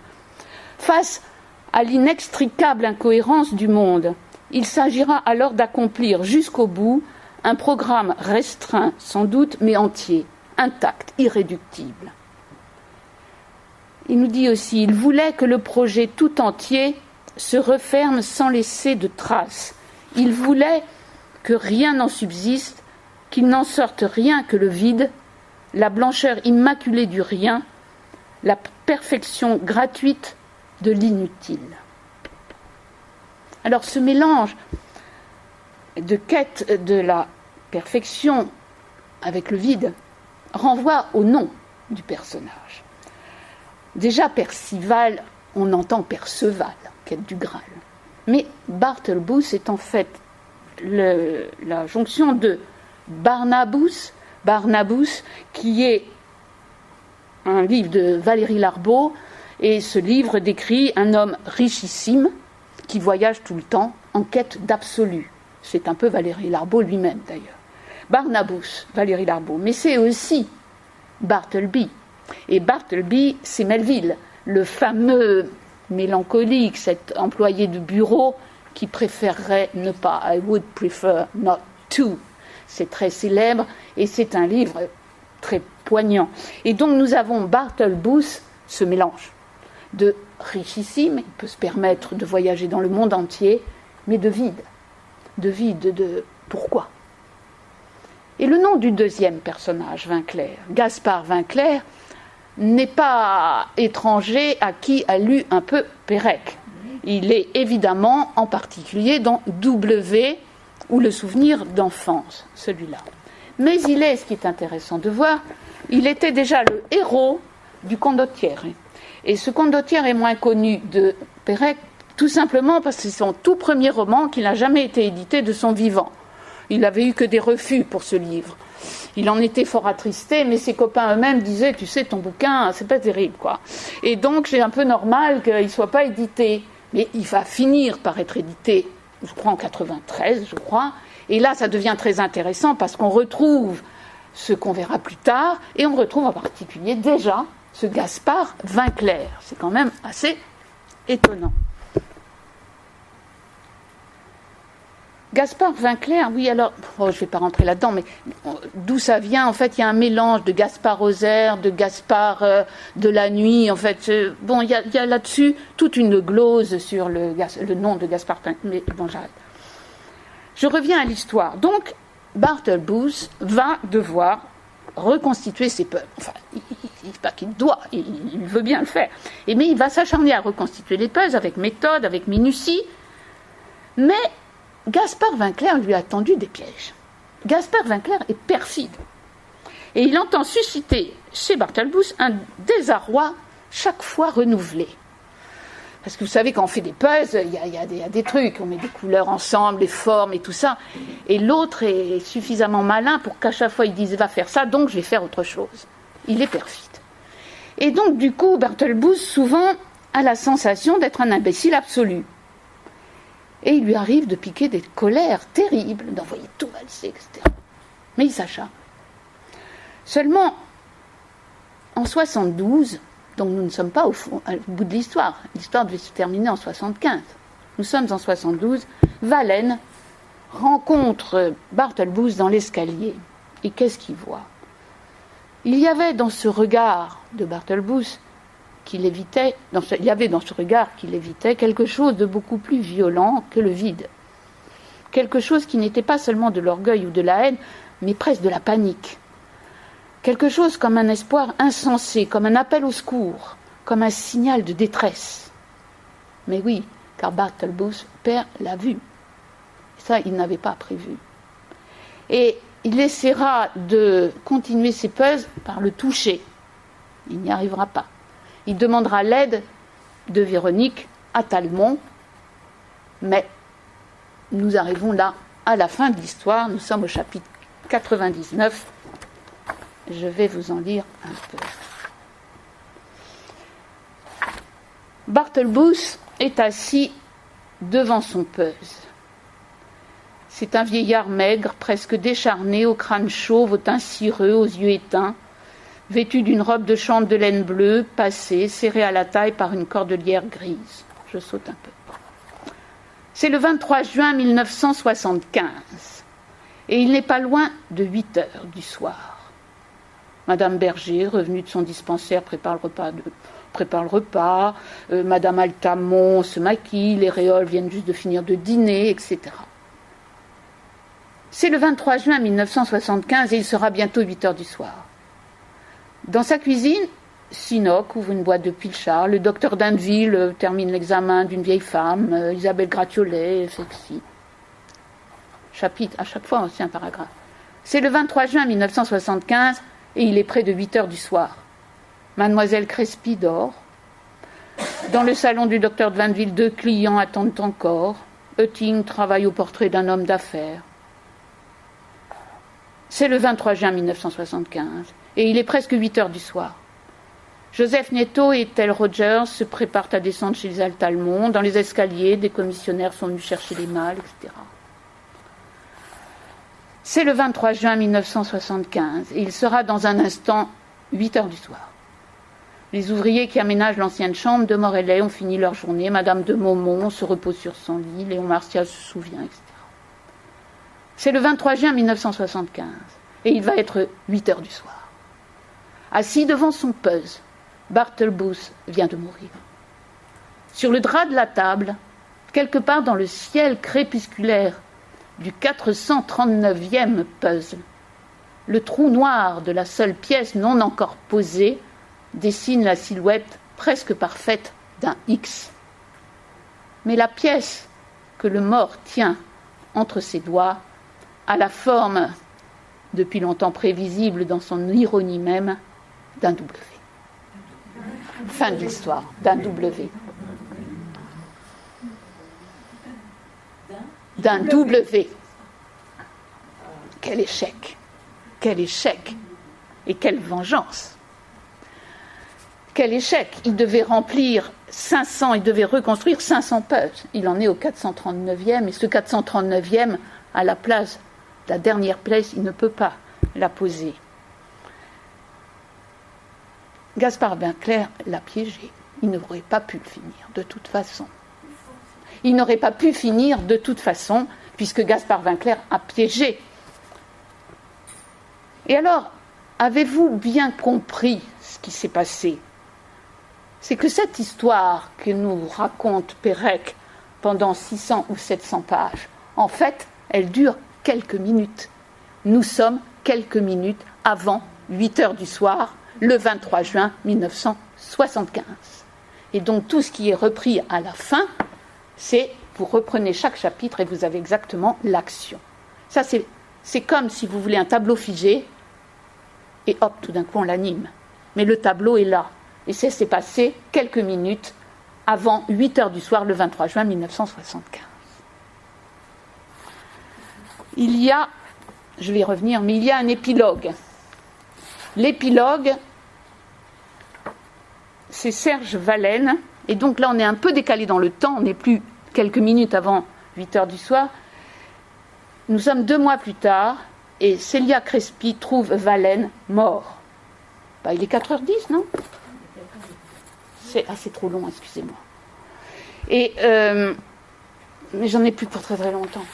Mais il est donc 2 mois plus tard, il y a Vallène qui meurt, et c'est Célia Crespi qui le trouve. Et il est là, il est mort, mais son tableau, ce tableau dans lequel il devait réaliser son tableau est vierge. Il y a juste quelques traits esquissés, il est vierge, il n'y a rien. Alors je reviens sur la fin. D'abord, cette lettre W. Cette lettre W, c'est une lettre fétiche pour Pérec. En fait, c'est une lettre, ça remonte à son enfance. À son enfance, Pérec avait écrit une histoire et qu'il avait appelée W. Et c'est une lettre si fétiche que, à sa mort, sur la table de chevet de son lit d'hôpital, il y aura posé un W, une lettre typographique, un W. Mais bien avant la fin de l'histoire, Pérec nous a dévoilé la teneur de l'histoire. Nous sommes dans l'escalier, mais c'est bien avant, et derrière cette porte, la porte de Gaspard Vinclair, cette porte à jamais close, il y avait l'ennui morbide de cette lente vengeance, cette lourde affaire de monomanes gâteux ressassant leurs histoires feintes et leurs pièges minables. Vinclair, jaloux, envieux, l'artisan face à l'héritier, la revanche du pauvre sur le riche. Bon, mais cette histoire est-elle vraiment une histoire de monomane gâteux? Il ne faut pas toujours croire Pérec quand il dit les choses. En fait, elle est beaucoup plus tragique. Car ce trou noir, la pièce manquante du puzzle, nous rappelle étrangement, tu peux en mettre la photo, le trou noir dans l'immeuble, la pièce manquante aussi, la pièce manquante. Et c'est ce manque, ce vide, ce manque fondamental chez Pérec. On le retrouve, bien sûr, dans la disparition. Nous avons une page blanche, là, dans la disparition. Les E ont disparu. E ont disparu. Nous le retrouvons dans W. Au milieu de W, nous avons un blanc, des parenthèses, point de suspension. Des points de suspension entre parenthèses, un vide, un blanc, un trou. Et le manque, mais la photo suivante, le manque, la disparition, c'est la disparition de sa mère. De sa mère qui, acte de disparition, nous sommes le 11 février 1943 en direction d'Auschwitz. Son père étant mort en 1940 sur le front. J'écris parce qu'ils ont laissé en moi leur marque indélébile et que la trace en est l'écriture. L'écriture est le souvenir de leur mort et l'affirmation de ma vie. Écrire, essayer méticuleusement de retenir quelque chose, de faire survivre quelque chose. L'écriture, pour Pérec, consistera donc à combler ce vide, à remplir ce trou, quitte à ce qu'il déborde. On en fait parce qu'il s'en fond. Et c'est tellement difficile qu'il faut se mettre plein de contraintes pour y arriver. Et puis il y a l'épilogue. L'épilogue, Vallène est mort sans réaliser son projet de tableau. Il en a juste esquissé quelques grandes lignes. Vallène, je vous disais, alias Pérec. Mais non. Vallène n'est pas Pérec. Vallène, c'est le peintre et c'est de la fiction. Il n'est pas arrivé à peindre cet immeuble. Mais lui, Pérec, il a animé le tableau, il a rempli les cases, il a fini un livre sur lequel il travaillait depuis 10 ans. Et il s'appelle « La vie, mode d'emploi ». Alors, y a-t-il vraiment un mode d'emploi à la vie? Barthelbus en avait prévu un. Et il n'a pas pu le réaliser. Dans Je suis né, un petit texte, Pérec dit, et il est interviewé par Franck Venaille sur la mémoire, il dit « Je me souviens, vous savez ce texte, je me souviens, etc., est bourré d'erreurs. Donc mes souvenirs sont faux. Cela fait partie de cette opposition entre la vie et le mode d'emploi, entre la règle du jeu que l'on se donne et le paroxysme de la vie réelle qui submerge, qui détruit continuellement ce travail de mise en ordre. Et heureusement d'ailleurs. Dans Pensée classée, à la fin, le monde comme pulse. Tellement tentant de vouloir distribuer le monde entier selon un code unique, une loi universelle régirait l'ensemble des phénomènes. 2 hémisphères, 5 continents, masculin, féminin, animal, végétal, singulier, pluriel, droite, gauche, 4 saisons, 5 sens, 6 voyelles, 7 jours, 12 mois, 26 lettres. Malheureusement, ça ne marche pas. Ça n'a même jamais commencé à marcher, ça ne marchera jamais. Toutes les utopies sont déprimantes parce qu'elles ne laissent pas de place au hasard, à la différence, au divers. Tout a été mis en ordre et l'ordre règne. Derrière toute utopie, il y a toujours un grand dessein taxinomique, une place pour chaque chose et chaque chose à sa place.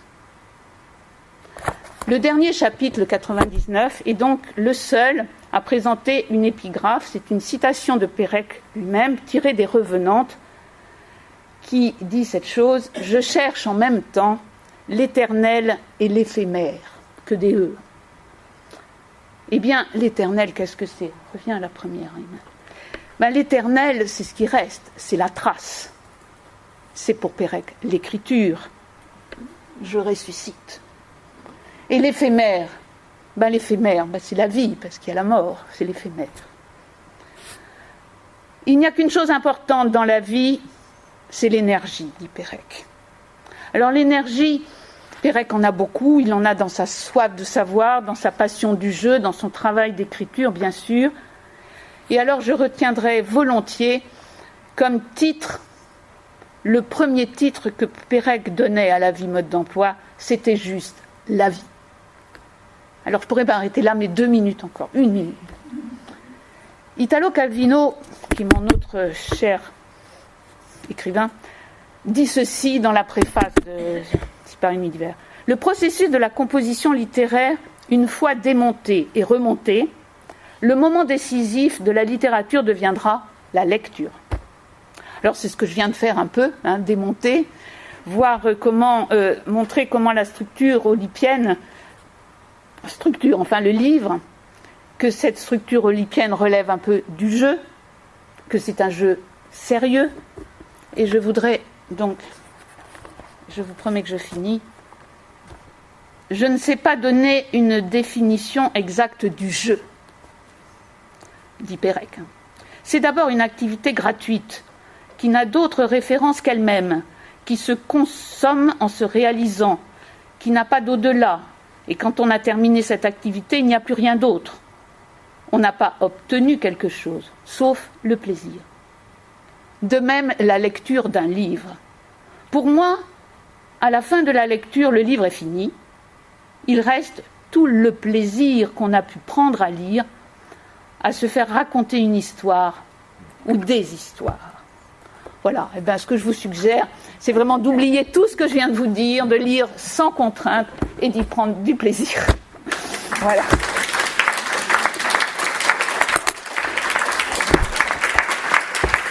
Bon, je suis désolée, mais j'ai été vraiment longue. Je me suis laissée aller parce que j'avais mesuré un peu mon temps et je ne devais pas être si longue. Je suis désolée. J'ai pris vraiment long.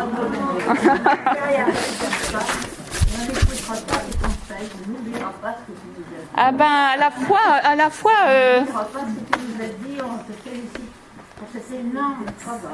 Ah oui, c'est du travail, mais c'est plaisant. C'est un travail presque impossible, c'est une gageure. De travailler la vie mode d'emploi comme tu l'as travaillé, avec autant de profondeur et d'éclairage de l'œuvre. C'est pas facile. Mais c'est un livre passionnant, je vous conseille. Mais si vous n'avez pas le courage de tout lire, vous prenez des petits bouts. Mais il y a vraiment des histoires merveilleuses. Et tu l'as su la communiquer. Merci. Mais vous avez vu derrière Pérec, il y a toujours du tragique chez Pérec, parce qu'on n'est jamais loin de l'autobiographie. Il dit lui-même que finalement il se rend compte que ce qu'il a écrit, c'est son histoire. Et son histoire est tellement tragique. Mais ce que je retiens moi, et c'est pour ça que je crois que j'aime tant Pérec, c'est qu'il y a une force de vie chez lui qui emporte ça. Et c'est bien pour ça qu'il a vécu. Il a vécu malgré tout la dureté de la vie qu'il a pu mener. Il a eu toujours cette énergie. Et c'est l'écriture qui lui a permis donc de surmonter ça. Mais il est arrivé.